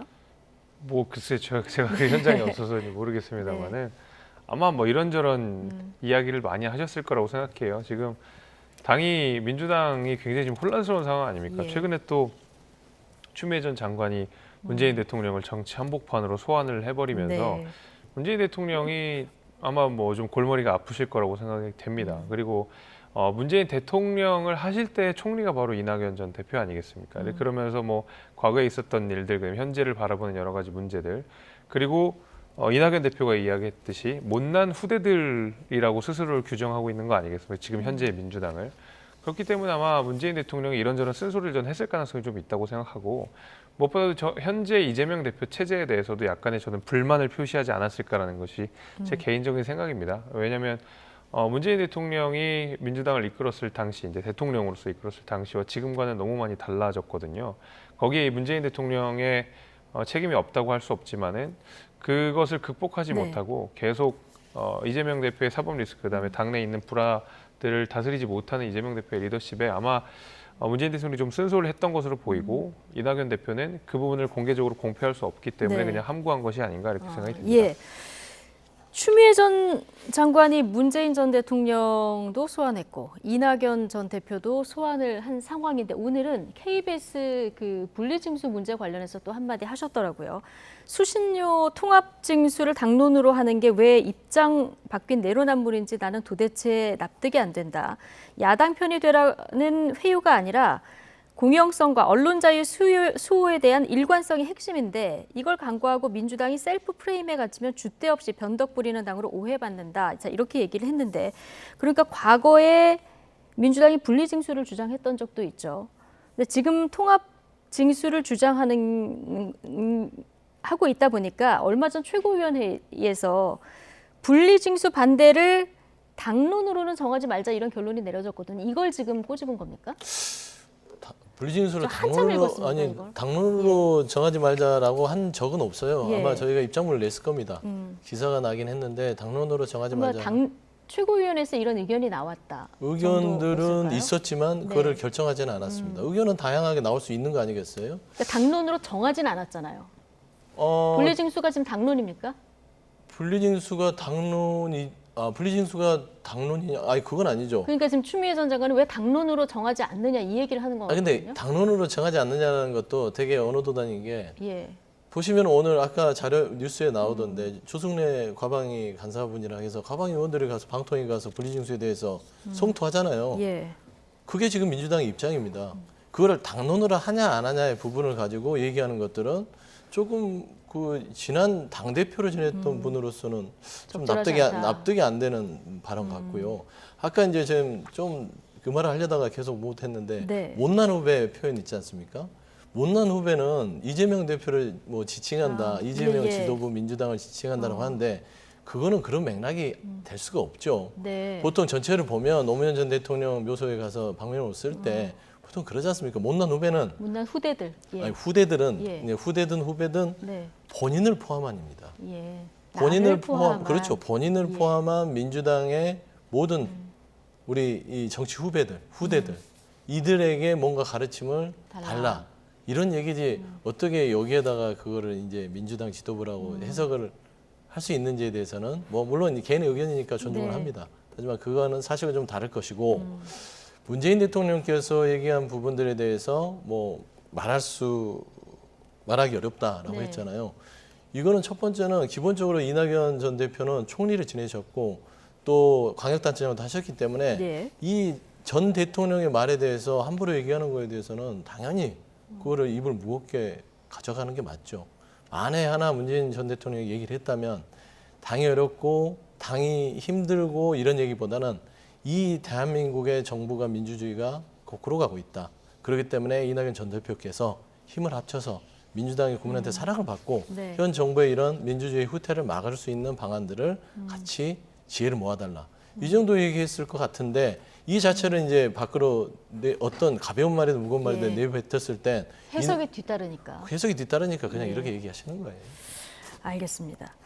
자, 어쨌든 추미애 전 장관이 최근에 좀 인터뷰도 많이 하시고 여러 가지 이제 목소리를 내다 보니까 민주당 내부에서도 추 전 장관의 연이은 비판에 좀 불만의 목소리도 개파를 불문하고 나오고 있습니다. 직접 듣고 오시겠습니다.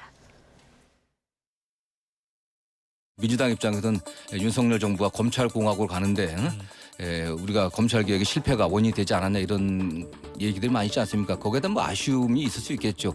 그러나 그 당시 본인이 국무위원으로서의 진퇴에 관련해갖고 여러 가지 그런 얘기를 하는 것은 당의 단합에 좋지 않죠. 소위 말하면 친문, 뭐 비문, 뭐 친명, 비명 이런 걸 넘어갔고 총선 승리를 위해서 하나가 돼야 되는데 자꾸 과거를 파헤친다고 하는 건 바람직하지 않죠.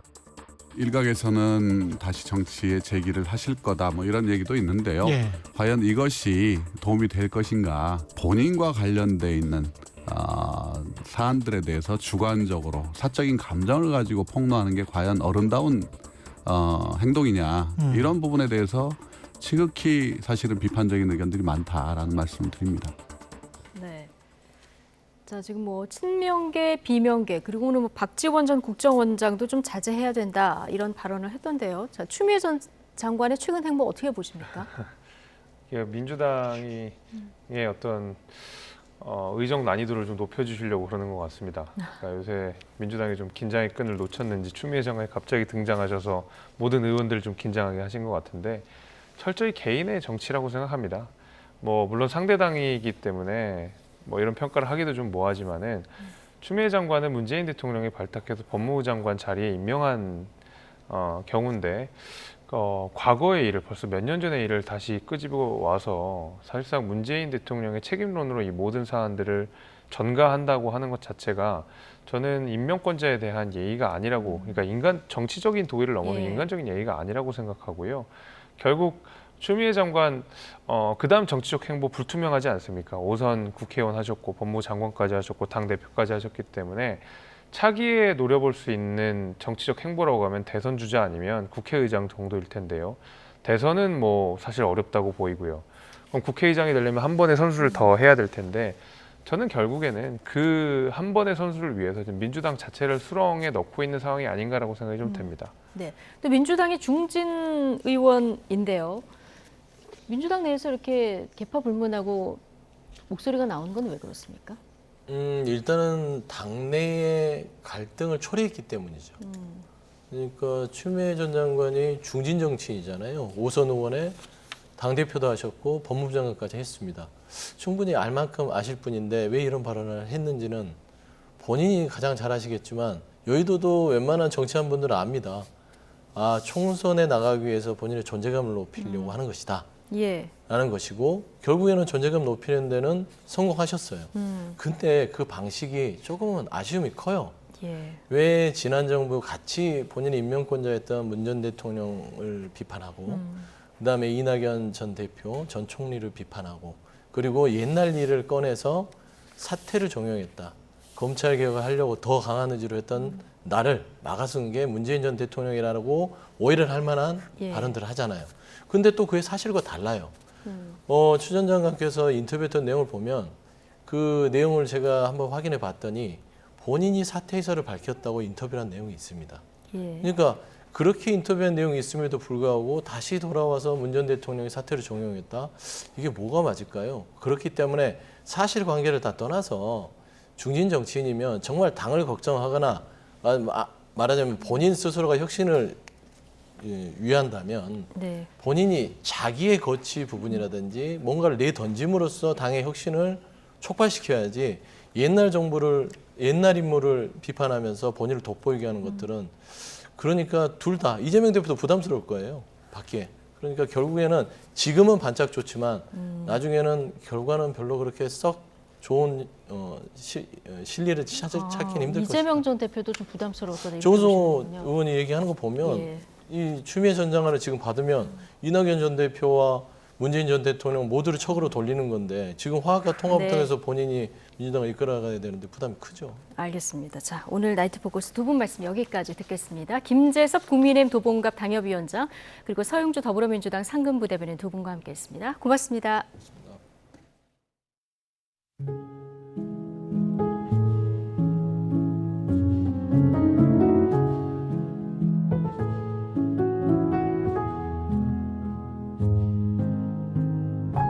윤석열 정부 규탄한다.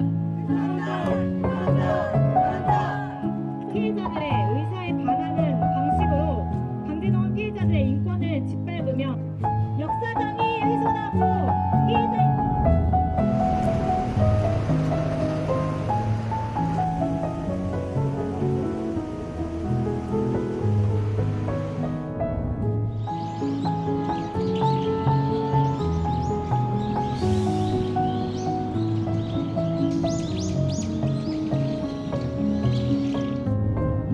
관계를 방치하지 않고 국익 차원에서 이번 해법이 한일 양국의 협의를 가속화하자는 국회 의견이 일치했습니다.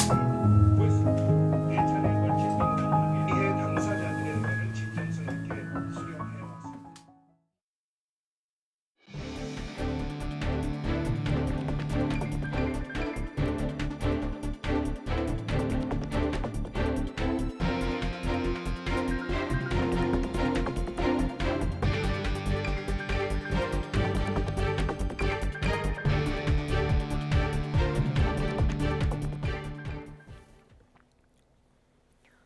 네, 일본의 원전 오염수 방류 계획이 안전하다고 최종 판단한 그로시 IAEA 사무총장이 후쿠시마 현지 시찰에 나섰습니다. 안전하게 방류를 마칠 때까지 IAEA는 후쿠시마에 머물 것이라고 말했지만 현지 주민들의 불안감은 여전해 보였습니다. 후쿠시마에서 김태원 특파원입니다.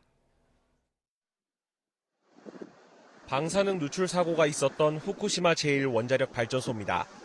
버스에서 사람들이 줄지어 내리고 그 옆으로 흰 안전모를 쓰거나 노란 조끼를 입은 발전소 관계자도 보입니다. IAEA 라파엘 그로시 사무총장은 후쿠시마 현지 방문에 나섰습니다. 인근 지자체와 어업 관계자 등 60여 명과 함께 오염수 관련 대책을 논의했습니다. IAEA 현지 사무소 개설과 관련해 오염수가 모두 안전하게 방류될 때까지 감시와 평가를 이어가겠다고 거듭 강조했습니다. We are going to stay here with you for decades to come. Until the last drop of the water which is accumulated around the reactor has been safely discharged. 하지만 원전 인근 주민들은 여전히 걱정이 앞섭니다. 오염수가 방류되면 소문 피해로 큰 타격을 입는 건 어업인들인 만큼 대화로 해결하는 게 우선이란 겁니다. 地元の漁業の人たちがまだ相当反対してるんで、そこで折り合いがつくかどうかですよね。実際放水したら実際多分売れなくなるんじゃないですか。 후쿠시마산 수산물엔 인근 주민들조차 선뜻 손을 가지 않는다고 고백도 나왔습니다. 宮城県産とかちょっと離れてるところのものをよく買うかもしれない。福島産って書いてあったらちょっと手出さないかもしれないですね。 일본 정부는 IAEA 최종 보고서를 근거로 오염수 방류가 안전하다는 걸 국내외에 홍보하겠다는 방침입니다. 하지만 주변국 국민들과 마찬가지로 현지 주민들의 불안도 좀처럼 가라앉지 않고 있습니다. 후쿠시마에서 YTN 김태원입니다. 일본의 오염수 해양 방류 계획의 안전 기준에 부합한다는 IAEA 최종 보고서에 대해서 정부가 존중한다는 입장을 밝혔습니다. 박구현 국무조정실 1차장은 정부 서울청사에서 진행한 일본 오염수 관련 1일 브리핑에서 IAEA가 국제적으로 합의된 권위 있는 기관이기 때문에 거기서 내린 결론에 대해 존중한다는 정부의 기본 입장은 이번에도 같다고 말했습니다. 박 차장은 우리는 다른 나라와 달리 한국원자력안전기술원을 중심으로 우리 자체 검토 작업이 지금 2년째 진행 중이고 그 작업이 막바지 단계에 있다면서 우리 검토 보고서를 최종 발표할 때 IAEA 보고서에 대한 분석 내용도 같이 설명할 거라면서 조금만 기다려달라고 말했습니다. 기시다 우미오 일본 총리가 오는 11일에서 12일 리투아니아에서 열리는 북대서양 조약기구 나토 정상회의를 계기로 윤석열 대통령과 개별 회담을 여는 방안을 추진하고 있다고 마이니치 신문이 보도했습니다. 마이니치 신문은 기시다 총리가 회담에서 후쿠시마 제1원전 오염수의 해양 방류 계획의 안전성과 감시 시스템 등을 윤 대통령에게 직접 설명하고 이해를 구할 방침인 것으로 예상된다고 보도했습니다. 기시다 총리는 IAEA가 공개한 최종 보고서에서 일본의 오염수 해양 방류 계획이 국제 안전 기준에 부합한다고 평가한 것을 근거로 과학적으로 안전하다는 점을 강조할 것으로 예상됩니다. IAEA의 최종 보고서가 공개된 뒤 정치권의 공방은 더 격화되고 있습니다. 국민의힘은 과학적인 검증 결과라며 겸허히 수용해야 한다고 주장했지만 민주당은 믿을 수 없는 부실한 조사라며 방류 계획 철회를 거듭 요구했습니다. 손여정 기자입니다. 국민의힘은 IAEA의 최종 보고서가 공개된 바로 다음 날 긴급 의원총회를 열고 후속 대책을 논의했습니다. 과학적 논란을 끝낼 계기가 마련됐다며 보고서의 신뢰성에 힘을 실으며 국민 불안을 잠재우기 위한 정부의 적극적인 노력을 주문했습니다. 우리 정부도 이제 계획대로 하고 있는지 계획대로 진행되지 못하는 돌발적인 상황에 어떻게 대응할지 면밀히 모니터링을 계속하는 등 우리의 역할을 다해야 합니다. 비판 수위를 높이고 있는 야당을 겨냥해 역공의 고삐도 조이고 있습니다. 오염수 방류 반대 과정에서 거친 발언을 쏟아냈다는 이유로 민주당 이재명 대표 등을 국회 윤리특위에 제소한 데 이어 야권의 행보에 정치적 의도가 담겼다고 날을 세웠습니다. 답정너 보고서라면서 IAEA 보고서를 못 믿겠다는 야당이야말로 답정너 반대, 답정너 선동, 정권 퇴진, 총선 정략이라고 하는 목적이 숨겨져 있을 것임이 분명합니다. 민주당도 의원들을 긴급 소집해 맞불을 놨습니다. IAEA는 기본적으로 원자력 진흥 기구인데다 특히 보고서 작성 과정에 오염수 방류를 반대하는 과학자들이 참여하지 않았다고 주장했습니다. 부실 검증 우려가 있는 만큼 일본 정부의 방류 계획 철회를 거듭 촉구했습니다. 아무리 좋은 포장지로 포장을 해도 일본의 후쿠시마 오염수 해양 투기는 100% 대한민국의 국익을 침해하는 행위입니다. 안정성이 담보될 때까지 최대한 방류를 막아야 합니다. 국제해양법 재판소 제소 등을 요구하는 결의문을 채택하고 야권은 물론 시민사회와의 연대도 강화하기로 했습니다. 기존 개별 의원 차원의 단식 농성에서 한 발 더 나가 모든 의원이 1박 2일 철야 농성에 돌입하는 등 여론전 수위도 끌어올릴 계획입니다. 이 보고서의 내용을 문제점을 낱낱이 국민들에게 알리는 일, 또 정의당을 비롯한 국회 야당과 함께 힘을 모아서 나가고. IAEA의 최종 보고서를 토대로 일본 정부의 오염수 방류 결정이 초읽기에 들어간 것으로 보이는 만큼 이를 둘러싼 정치권의 신경전도 더욱 거세질 것으로 보입니다. YTN 손유정입니다. 군 당국이 북한이 발사에 실패한 우주발사체와 위성체 주요 부분을 인양하고 작전을 마무리했습니다. 군은 잔해물을 분석한 결과 군사적 효용성은 없었다고 밝혔지만 이 잔해물을 공개하지는 않았습니다. 김문경 기자가 보도합니다. 군이 북한의 우주발사체가 추락한 지난 5월 말 이후 계속하던 발사체 인양 작전을 마쳤습니다. 36일 만에 인양 작전을 끝낸 군은 우주발사체와 위성체 주요 부분을 추가로 인양했다고 밝혔습니다. 실물을 공개하지는 않았지만 엔진 부품과 위성체 광학 카메라 등으로 추정됩니다. 지난달 15일 인양한 길이 12m의 발사체 2단부에 더해 핵심 부품까지 인양하면서 북한의 위성 기술을 파악할 수 있게 됐습니다. 군은 지금까지 분석 결과 정찰 위성으로서의 군사적 효용성이 전혀 없는 것으로 판단했다고 밝혔습니다. 정찰 위성의 기준이 되는 1m 이하의 해상도에 훨씬 못 미친다는 겁니다. 자기들도 이렇게 실패할지 몰랐죠. 왜냐하면 발사체 자체는 성공할 자신감이 있었는데 1단에서 2단으로 넘어가는 상황에서 온전하게 떨어질 수는 상상을 못했던 거죠. 이로 미뤄 지난해 12월 위성 시험품이라고 주장하며 미사일에 달린 카메라로 찍어 공개한 사진보다 약간 향상된 수준에 불과한 것으로 보입니다. 당시 이 사진은 해상도 20m의 조악한 수준으로 파악됐습니다. 이에 따라 이번 우주발사체 발사는 정찰위성 확보가 목적이 아닌 정전 70주년을 맞아 김정은 위원장의 군사적 업적을 선전하거나 식량난에 시달리는 북한 내부의 결속을 위한 정치적 수단이었을 가능성이 더 큰 것으로 관측됩니다. YTN 김문경입니다. 일본 전범 기업을 대신해서 강제동원 피해자 일부의 배상금을 법원에 맡기려던 정부의 계획에 사법부가 잇따라 제동을 걸고 있습니다. 네, 이번에는 수원지법도 원고 2명에 대한 정부의 공탁 신청을 받아들이자는 건데요. 이 피공탁자인 유족의 명백한 반대 의사가 확인돼 제3자 변제 요건을 갖추지 못했다는 이유입니다. 강민경 기자가 보도하겠습니다. 광주지방법원과 전주지방법원에 이어 수원지방법원도 정부의 일제 강제징용 피해자 배상금 공탁 신청을 받아들이지 않았습니다. 수원지방법원은 강제징용 피해자인 고 정창희 할아버지의 배우자와 고 박혜옥 할머니 자녀에 대한 공탁 신청을 받아들이지 않는다고 밝혔습니다. 수원지방법원은 공탁을 수리하지 않은 이유로 피공탁자, 즉 유족이 명백한 반대 의사를 표명하고 있다고 밝혔습니다. 애초에 유족이 원하지 않는 상황에서 변제 요건을 갖추지 못해 법원이 배상금을 대신 맡아줄 수는 없다는 겁니다. 공탁제도란 법률적 효과를 얻기 위해 배상금을 법원에 대신 맡기는 절차를 의미합니다. 앞서 일본의 강제동원 피해자 15명 중 4명은 일본 전범기업 대신 우리 정부와 기업이 배상금을 주는 이른바 제3자 변제 방식에 반발하며 거부 입장을 지키고 있습니다. 그러자 정부는 피해자들의 배상금을 법원에 대신 맡기고 보관을 위탁하는 공탁 신청을 했지만 잇따라 법원에 제동이 걸리고 있습니다. 강제징용 피해자에 대한 관할 법원의 공탁 불수리 결정은 이번이 벌써 3번째입니다. 앞서 광주지방법원은 강제징용 생존 피해자인 양금덕 할머니에 대한 배상금 공탁 신청을 받아들이지 않았습니다. 전주지방법원 역시 고 박 할머니와 관련한 공탁 신청을 수리하지 않았습니다.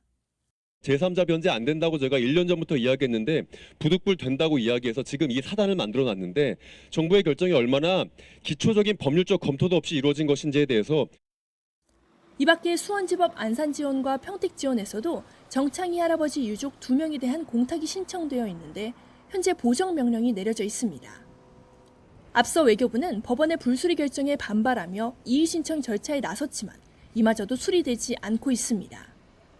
광주지방법원은 공탁 신청 불수리 결정에 대한 정부의 의의 신청에 대해 이유가 없다며 받아들이지 않았습니다. 법원의 연이은 제동에 막히면서 강제징용 배상금 문제를 하루빨리 매듭지으려던 정부의 계획에 차질이 불가피할 전망입니다. YTN 강민경입니다. 지난 4월 말 발생했던 인천 검단 신도시 아파트 지하주차장 붕괴 사고 원인은 설계와 감리, 시공 모든 단계에 걸친 총체적 부실 때문이었다는 조사 결과가 나왔습니다. 국토교통부 건설사고조사위원회는 오늘 현장 점검 결과 발표에서 구조 설계 단계부터 지붕을 떠받치는 기둥 32개 가운데 15개의 보강 철근이 빠져 있다고 밝혔습니다. 또 사고 부위 콘크리트 강도가 설계 기준보다 30%나 낮았고 식재 공사에서 설계보다 많은 최대 2.1m 높이의 토사를 쌓은 것으로 확인됐습니다. 국토부는 다음 달 중순 해당 아파트 단지 정밀 점검 결과와 후속 조치를 발표할 예정입니다. 인천 검단 아파트 시공사인 GS건설은 입주 예정자들이 안전 문제를 우려하자 공정률 70%인 아파트를 모두 철거하고 전면 재시공하기로 했습니다. 업계에서는 입주 지원에 따른 보상금까지 모두 4천억 원이 넘게 들어갈 것으로 추산하고 있습니다. 이동호 기자가 취재했습니다. 지하 주차장 붕괴 사고가 난 인천 검단 아파트 입주 예정자들은 안전 문제를 우려합니다. 지하 주차장뿐만 아니라 아파트 자체도 부실 시공 가능성을 제기하고 있습니다. 그 사고 지점의 콘크리트가 다른 부분에 안 들어갔다고 확신을 할 수 있는지, 그 시기에 타설된 다른 부분에 문제가 과연 없을지 이 부분 굉장히 조심스럽고 안전 문제가 발생하지 않을까 두려운 마음입니다. 시공사인 GS건설은 붕괴된 주차장은 물론 아파트 전체 17개 동 1,600여 가구를 전면 재시공하기로 결정했습니다. 이미 70% 공정률을 보이고 있는 단지 전체를 철거한 뒤 다시 짓고 입지 지연에 따른 보상금도 지급하겠다고 밝혔습니다.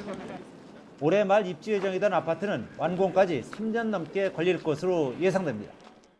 GS건설은 입장문을 통해 입주자들의 여론을 반영하고 진정으로 사랑받는 브랜드로 더 나아가기 위해 이 같은 결정을 했다고 설명했습니다. 신축 건물에 대한 붕괴 사고는 도덕적 해이도 있지만은 이후 사후 처리가 더 중요하다고 보는데, 그런 측면에서 대기업 측면에서 이미지도 있고 또 사회적 책임을 다한다는 차원에서 전면 철거 후 시공한다는 것은 매우 바람직하다고 보여집니다. 건설업계에서는 GS건설이 발주자인 LH로부터 수주한 도급 공사액이 2,700억 원인 만큼 철거비와 재시공비, 입주 지연 보상금 등을 모두 합쳐 4천억 원이 넘을 것으로 추정합니다. 건설 자재비와 인건비 급등으로 공사비가 크게 올랐기 때문입니다. 현대산업개발이 지난해 1월 발생한 광주 서구 화정동 아이파크 붕괴 사고 후 전면 재시공과 주민 보상비 등으로 3,700억 원을 책정한 것을 넘어서는 액수입니다. YTN 이동호입니다. 네, 프랑스에서 일어난 대규모 시위가 잦아들었지만 폭력 시위를 둘러싼 여진이 계속되고 있습니다. 마크롱 대통령은 시위가 과격해진 이유로 SNS를 지목했지만 이민자들은 프랑스 정부의 뿌리 깊은 인종차별이 문제라고 보고 있습니다. 김선희 기자가 보도합니다.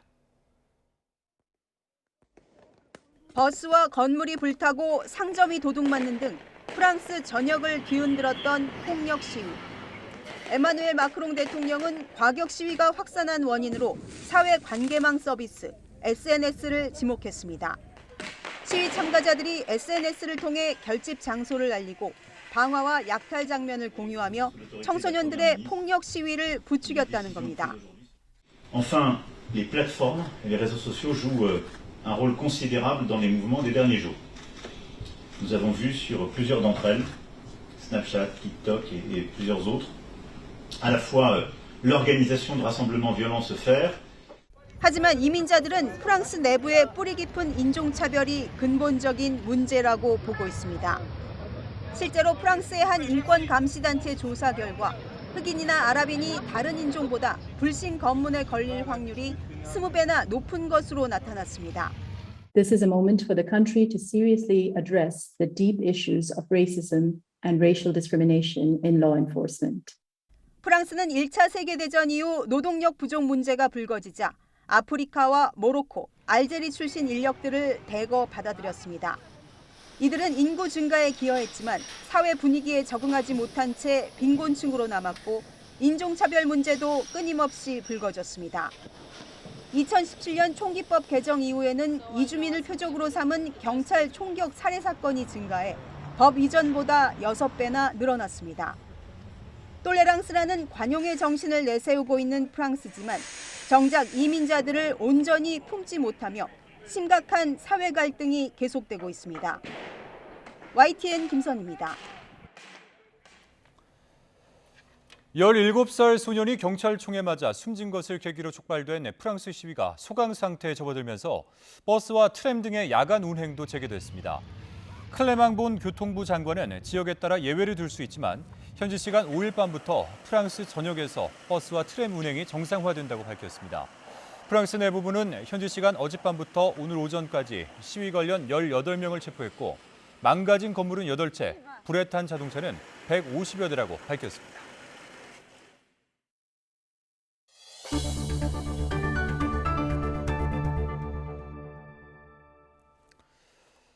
술을 마신 채 도심에서 역주행을 반복하며 경찰과 추격전을 벌였던 40대가 붙잡혔습니다.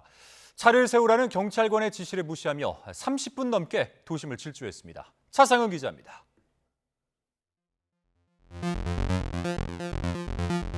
경차 한 대가 도로를 역주행하고 순찰차가 뒤에 바짝 붙어 쫓아갑니다. 추격하는 경찰을 무시하고 경남 진주 도심을 질주하는 경차.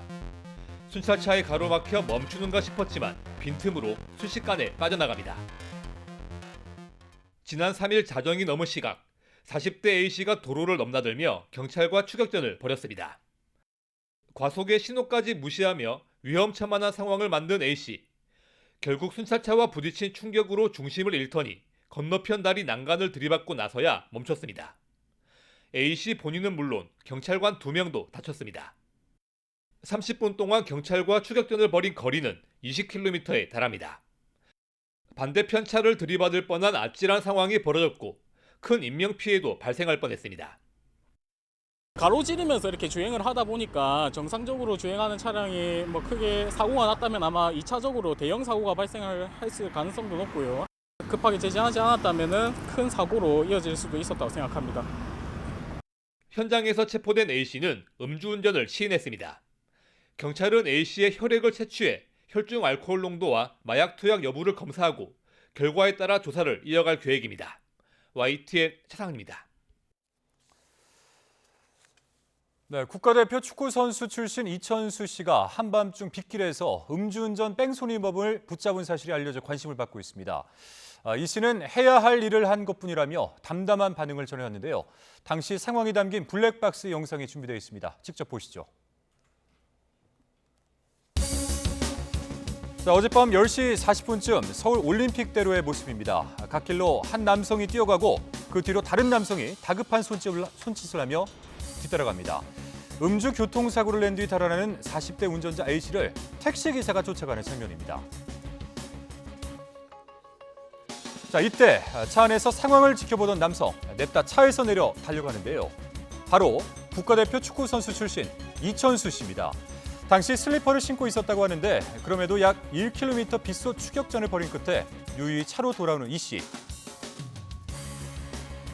도망가던 남성은 경찰 손에 붙들린 채 모습을 드러냅니다. 당시 A씨의 혈중 알코올 농도는 면허 취소 수준이었고 택시기사는 크게 다치지는 않은 것으로 파악됐습니다. 이 씨는 당연히 해야 할 일을 했다며 마치 대단한 일을 한 것처럼 알려져 쑥스럽다고 전했는데요. 경찰은 이 씨와 매니저에게 감사장을 수여할지를 검토하고 있습니다. 지난달 경기 오산시에서 음주운전을 하다가 사망사고를 냈던 운전자의 차량이 압수된 데 이어서 강원도 춘천에서도 음주운전자의 차량이 압수됐습니다. 강원 춘천경찰서는 도주치상과 음주운전 등의 혐의로 입건된 60살 A씨의 차량을 압수 조치했습니다. A씨는 지난 3일 오후 2시 5분쯤 강원도 춘천의 한 초등학교 후문 인근에서 술에 취해 운전하던 중 주차된 차량 5대를 들이받은 뒤 도주한 혐의를 받고 있습니다. 경찰은 A씨가 과거에도 음주운전으로 처벌을 받은 전력이 있는 것을 확인하고 재범 위험성이 높다고 판단해 차량을 압수했습니다. 이번 달에 수도권 전철 서해선이 연장되며 경기 고양과 부천의 시민들도 김포공항역을 이용할 수 있게 됐습니다. 원래 출퇴근 시간대 혼잡한 곳으로 유명하다가 이제 5개 노선이 몰리게 된 김포공항역에 취재진이 직접 다녀왔습니다. 윤흥성 기자가 보도합니다. 출근 시간대 김포공항역. 9호선과 공항철도로 갈아타기 위해 교통카드를 찍는 소리가 쉴 새 없이 울립니다. 역무원들도 직접 나와서 덜 붐비는 쪽으로 이동해달라고 연신 주문합니다. 앞쪽 승강장은 매우 혼잡합니다. 직진하셔서 에스컬레이터 앞쪽으로 내려가시면. 김포공항역은 4개 노선이 교차해 원래도 날마다 출근 시간이면 15,000명이 이용하던 곳입니다. 그런데 이달 대곡 소사 구간이 연장된 서해선까지 지나게 되면서 경기 고양과 부천에서도 승객이 모여들고 있습니다. 실제로 서해선이 이어지고 첫 번째 평일이었던 지난 3일 김포공항역 이용객은 한 주 전보다 26% 늘었습니다. 직격탄을 맞은 건 여의도와 강남 등 직장이 밀집한 곳으로 향하는 9호선입니다. 4개 노선에서 9호선으로 환승하는 시민들이 그야말로 물밀듯 쏟아집니다. 승객들은 이미 지옥철로 유명했던 9호선이 더 혼잡해졌다고 입을 모읍니다. 서해선 개통하고 나니까 출퇴근 시간에 그 손님들이 한 30-40%는 늘어난 것 같아요. 김포공항역에서 출발하는 9호선 급행열차를 직접 타봤습니다. 기점인데도 열차 안이 벌써 꽉 찼습니다. 또 역을 지날수록 승객들이 더해져서 움직이기가 점점 힘들어집니다. 많은 직장인들이 내리는 여의도역을 지났는데도 지하철 안은 여전히 좀 붐비는 모습입니다. 승객들은 일터에 도착하기도 전에 만원 열차에서 녹초가 되는 겁니다. 그냥 저는 친구들한테 맨날 그래요. 납작만두 내서 간다고. 서울시는 서해선 연결에 맞춰 9호선 운행을 확대하려 했지만 기계적 결함으로 미뤄졌다고 해명했습니다. 그러면서 이달 말부터는 출퇴근 시간대 급행과 일반 열차 운행 횟수를 각각 2회씩 늘리겠다고 덧붙였습니다. YTN 윤웅성입니다. 지난 2019년 4월 강원도 고성 속초에서 발생했던 대형 산불. 이 전선이 끊어지면서 발생했던 만큼 한전과 관련한 민영사 소송이 수년째 이어지고 있습니다. 최근에 이재민과 한전과의 소송에 이어서 이번에는 정부와 한전의 구상권 1심 소송 결과가 나왔습니다. 홍성욱 기자가 전해드리겠습니다. 2019년 고성 속초 산불은 전선이 끊어지면서 시작됐습니다. 축구장 1,700개 면적이 넘는 산림이 잿더미로 변했고 1,800명 넘는 이재민이 발생했습니다. 산불 발생 직후 정부와 지자체는 이재민들에게 재난지원금을 지급했습니다. 주택을 철거하고 임시 조립주택을 설치했습니다. 이때 쓴 예산이 400억 원이 넘습니다. 이후 정부는 전신주 문제로 산불이 발생한 만큼 한전에 비용 상환을 요구하는 구상권 청구 입장을 밝혔습니다. 반면 주민과 보상 협의를 마친 한전은 정부에 대한 채무는 없다며 맞섰습니다. 산불 때문에 지출된 예산이라는 정부 측 주장에 한전은 재난에 지출한 비용을 원인자가 전액 배상하는 건 재난안전법 취지에 어긋난다며 소송을 제기한 겁니다. 재판은 2년 넘게 이어졌고 법원은 한전의 책임과 비용 상환 필요성을 인정했습니다. 다만 한전이 이미 피해보상금 562억 원을 주민들에게 지급했고 정부가 쓴 예산 가운데 산불과 인과관계가 존재하지 않는 부분도 있다며 비용 상환 책임은 20%라고 못 박았습니다.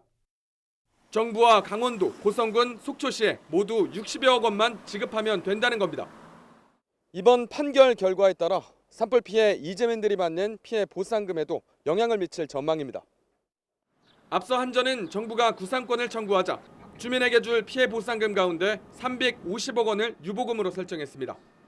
이번 판결로 유보금 가운데 일부는 피해 주민이 아닌 정부에 돌아갈 것으로 보입니다. 피해 주민들은 정부와 한전 측이 서로 책임을 떠넘기려는 것으로밖에 보이지 않는다며 아쉬움을 토로했습니다. 사법부에 판단을 던지는 것은 상당히 무책임했다 이렇게 생각하고요. 그 책임 속에 우리 이재민들의 고통은 진짜 가슴이 까맣게 타들어갔다.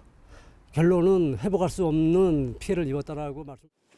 실화 혐의로 기소돼 대법원 계류 중인 한전 직원들의 형사 재판에 이어 10여 건에 달하는 한전과 주민들의 손해배상 청구 소송, 그리고 정부와 한전의 비용 상환 구상권 소송과 앞으로 예정된 정부와 한전의 손해배상 소송까지 4년이 넘게 지났지만 대형 산불 이후 한전과 관련된 줄 소송은 여전히 진행 중입니다. YTN 홍석입니다. 서울 양평고속도로 건설 노선을 김건희 여사 일가의 부동산에 있는 지역으로 변경해 특혜를 주려고 했던 것 아니냐는 더불어민주당의 의혹 제기가 정치권 공방으로 이어졌습니다. 국민의힘은 사실이 아닌 내용으로 정치적 공세를 한다고 일축했지만 민주당은 전담팀을 꾸려 진상조사에 나서기로 했습니다. 조성호 기자의 보도입니다. 경기도 양평군 강상면 일대입니다. 하남시 가밀동과 양평군을 잇는 서울 양평고속도로 종점이 들어설 예정인 지역입니다.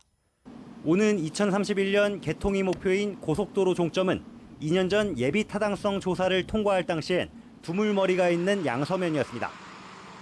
그런데 지난달 공개된 국토교통부 문서에는 강상면으로 변경됐다는 내용이 담겼습니다. 민주당 일부 의원들은 주변에 김건희 여사와 가족들이 12필지, 축구장 3개 크기인 2만여 제곱미터 땅을 보유했다는 점을 들어 특혜 의혹을 제기했습니다. 윤석열 대통령 취임 이후 양평군수까지 여당 소속으로 바뀐 뒤 노선 변경이 추진된 배경이 의심된다는 겁니다. 논란이 일자 원희룡 국토교통부 장관은 의혹은 사실과 다르다면서 오해가 없도록 원점 재검토를 지시했다고 해명했습니다. 강상면 가는 안을 최적안이라고 저한테 의견을 제시를 최근 했습니다마는 제가 국민적인 의혹을 사는 행동을 해서는 안 된다. 그래서 이 부분에 대해서 전면 재검토를 시켰기 때문에 현재 전혀 결정된 바가 없다. 국민의힘도 야당의 의혹 제기가 터무니없다고 일축했습니다. 원 장관이 충분히 해명했는데도 사실이 아닌 내용으로 정치적 공세를 이어가고 있다고 반박했습니다. 장관의 해명이 부족하다면 또 추가로 소명을 하면 되는 거고요. 사실이 아닌 내용을 가지고 정치적 공세를 계속 하는 것이 적절하지 않다고 생각합니다. 하지만 민주당은 고속도로 게이트, 윤 대통령의 처가 카르텔이라고 주장하면서 진상을 규명할 별도 조직까지 꾸렸습니다. 윤석열 대통령 처가 카르텔이 다시 떠오르고 있습니다. 노선 변경에 청탁이 있었는지 압박이 있었는지를 조사해야 되는 거고 노선 변경 시점하고 그 이유가 무엇인지도 분명히 밝혀져야 되는 거고요. 국회 기획재정위에서도 예타 이후 노선 계획이 바뀐 걸 놓고 여야 공방이 벌어졌습니다. 예타가 끝났는데 노선이 바뀌어서 그쪽에 대통령 가족 일가의 땅이 있지를 않나. 이게 뭡니까? 온 세상이 난리가 날 일이에요. 예타 이후에 사업비가 변경되는 것은 해당 지자체 또는 주민들의 요구를 반영해서 변경하는 경우 등 그 사례가 사실은 드물지 않습니다.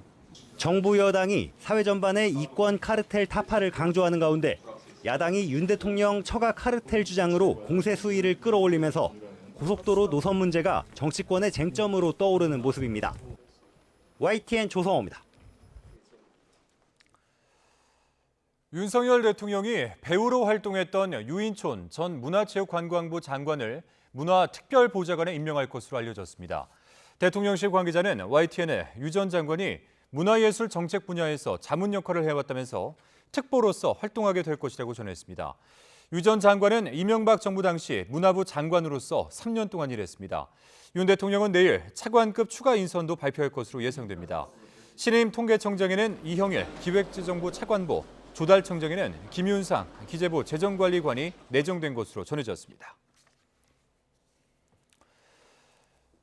윤석열 대통령의 사교육 카르텔 척결 지시에 이어서 국세청이 대형 학원 세무조사에 돌입한 것을 두고 오늘 국회 기획재정위원회 회의에서 여야 공방이 빚어졌습니다.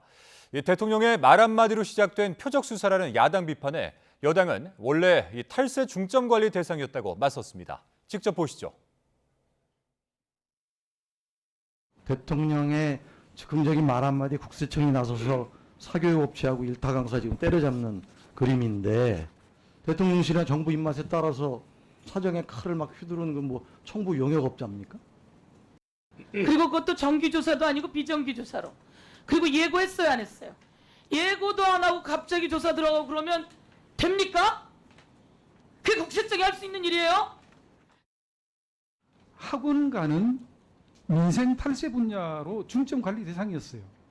문재인 대통령 시절에도 민생 탈세 대응 중에 고액 사교육 중점 과제로 조사한다 이렇게 천명을 하고 그렇게 또 조사를 한 바가 있습니다. 고액 학원 사입지에 대한 세무조사는 이렇게 매년 쭉 해왔네요. 근데 왜 올해 하는 것만 정치조사라 그러죠? 이 부조리 신고도 늘고 세금 추징 건수도 계속 증가하는 그런 추세에 있네. 탈루 혐의가 확인되면 네. 국세기본법에 따른 요건과 절차에 따라서 좀 예. 기계적으로 집행을 하고 있습니다.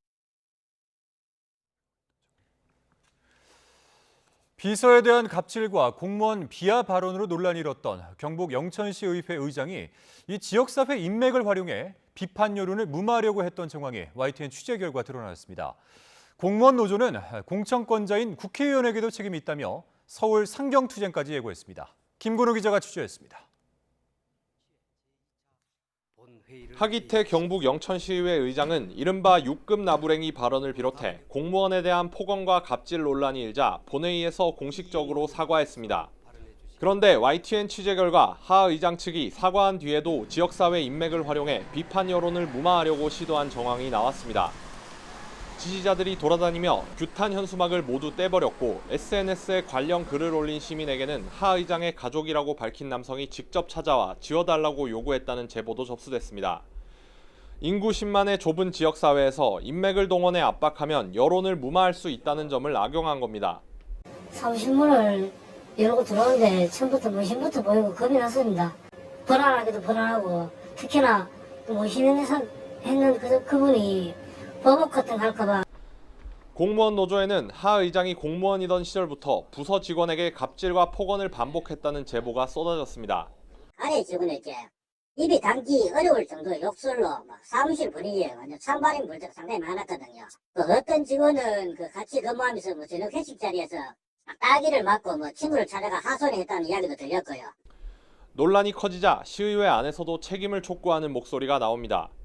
또 의장님이 책임지는 부분에 대해서는 있으면 책임을 마땅히 지셔야 되고, 윤리위원회를 왜 만들어놨습니까? 일단은 회부를 해가지고 거기에서도 이야기를 한마디를 좀 해보든지.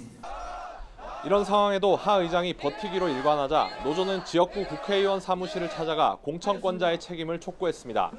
자질 없는 시의원을 공천한 이만희 국민의힘 의원과 경북도당에 책임이 있기 때문에 그 책임을 묻기 위해서 오늘 이 자리에 섰습니다.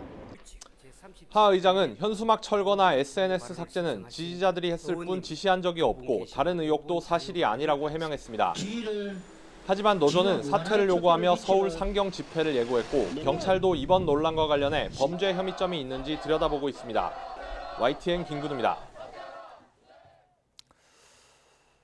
중국이 양날의 검이 될 수 있다는 점을 알면서도 결국 자원무기화에 칼을 빼들었습니다. 딜리스킹으로 표현이 바뀐 중국 배제 움직임에 맞서 난타전을 각오한 전면 반격에 나선 것으로 보입니다. 베이징에서 강정규 특파원입니다. 중국 상무부가 조만간 갈륨, 게르마늄 공급업체들과 실무 논의에 들어갑니다. 다음 달부터 시행되는 수출 통제를 준비하기 위한 건데 핵심은 당국의 승인 또는 거부 권한입니다. 전면적 수출 금지가 아니라 국가안보와 이익을 기준으로 선별적 공급을 하겠다는 뜻입니다. 加者相关物项具有明显的军民两用属性，对加者相关物项实施出口管制是国际通行做法。 영문 관영지 글로벌 타임즈는 미국과 그 동맹국들이 중국의 경고를 들어야 한다며 속내를 드러냈습니다.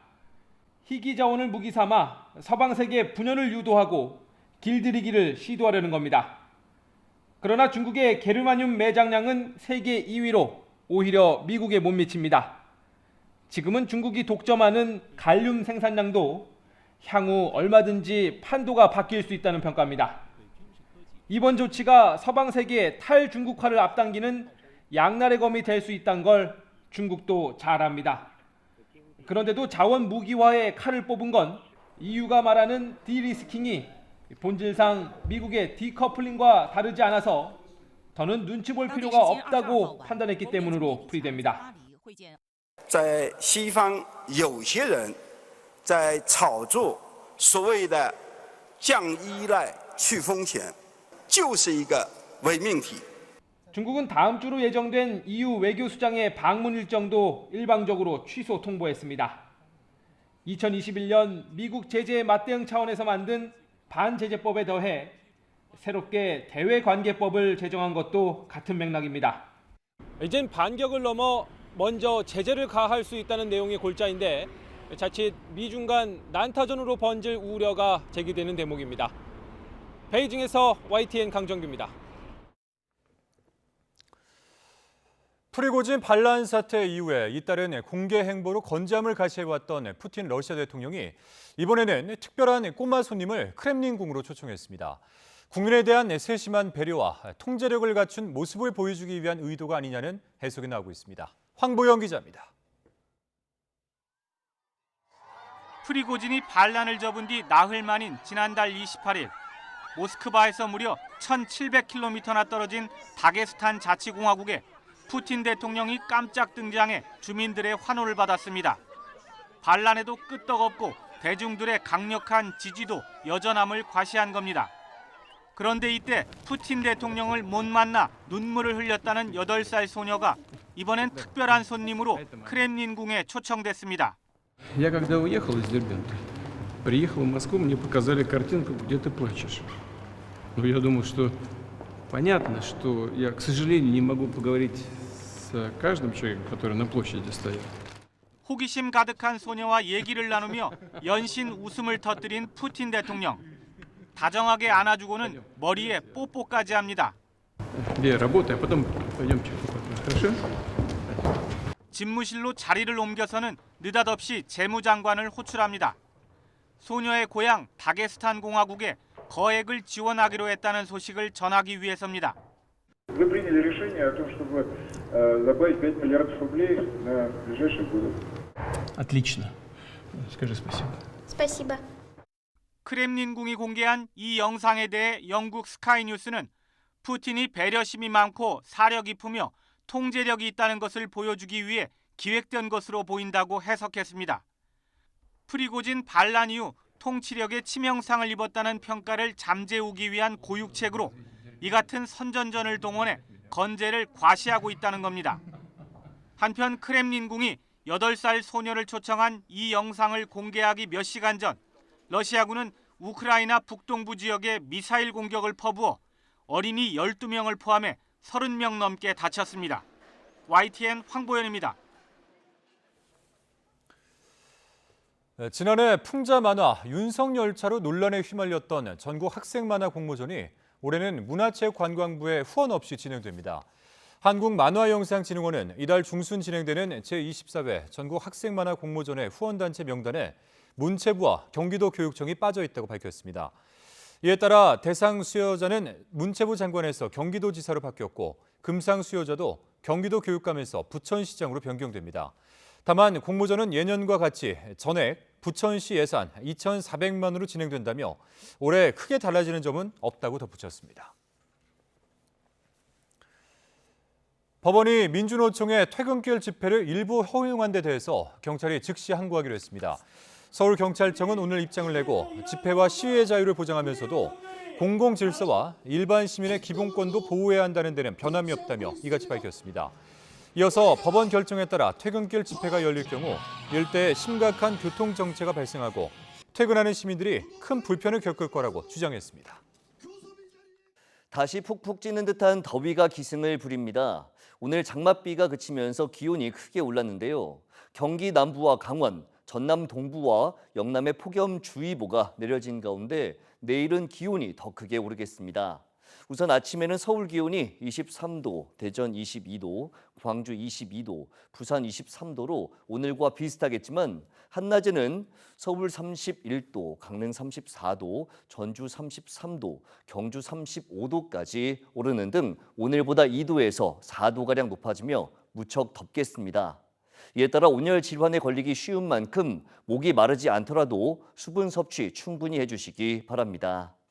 또 맑은 날씨 속에 전국적으로 자외선이 무척 강해지겠고 오존 농도도 짙게 나타나겠습니다. 자외선과 오존에도 각별히 주의해 주시기 바랍니다. 모레는 중부지방을 중심으로 무더위가 이어지는 가운데 오전에 남부지방을 시작으로 밤사이에는 충청 이남에 또다시 장맛비가 내릴 전망입니다. 날씨 정보였습니다. 수요일 뉴스나이트 마치겠습니다. 함께해 주신 여러분 고맙습니다.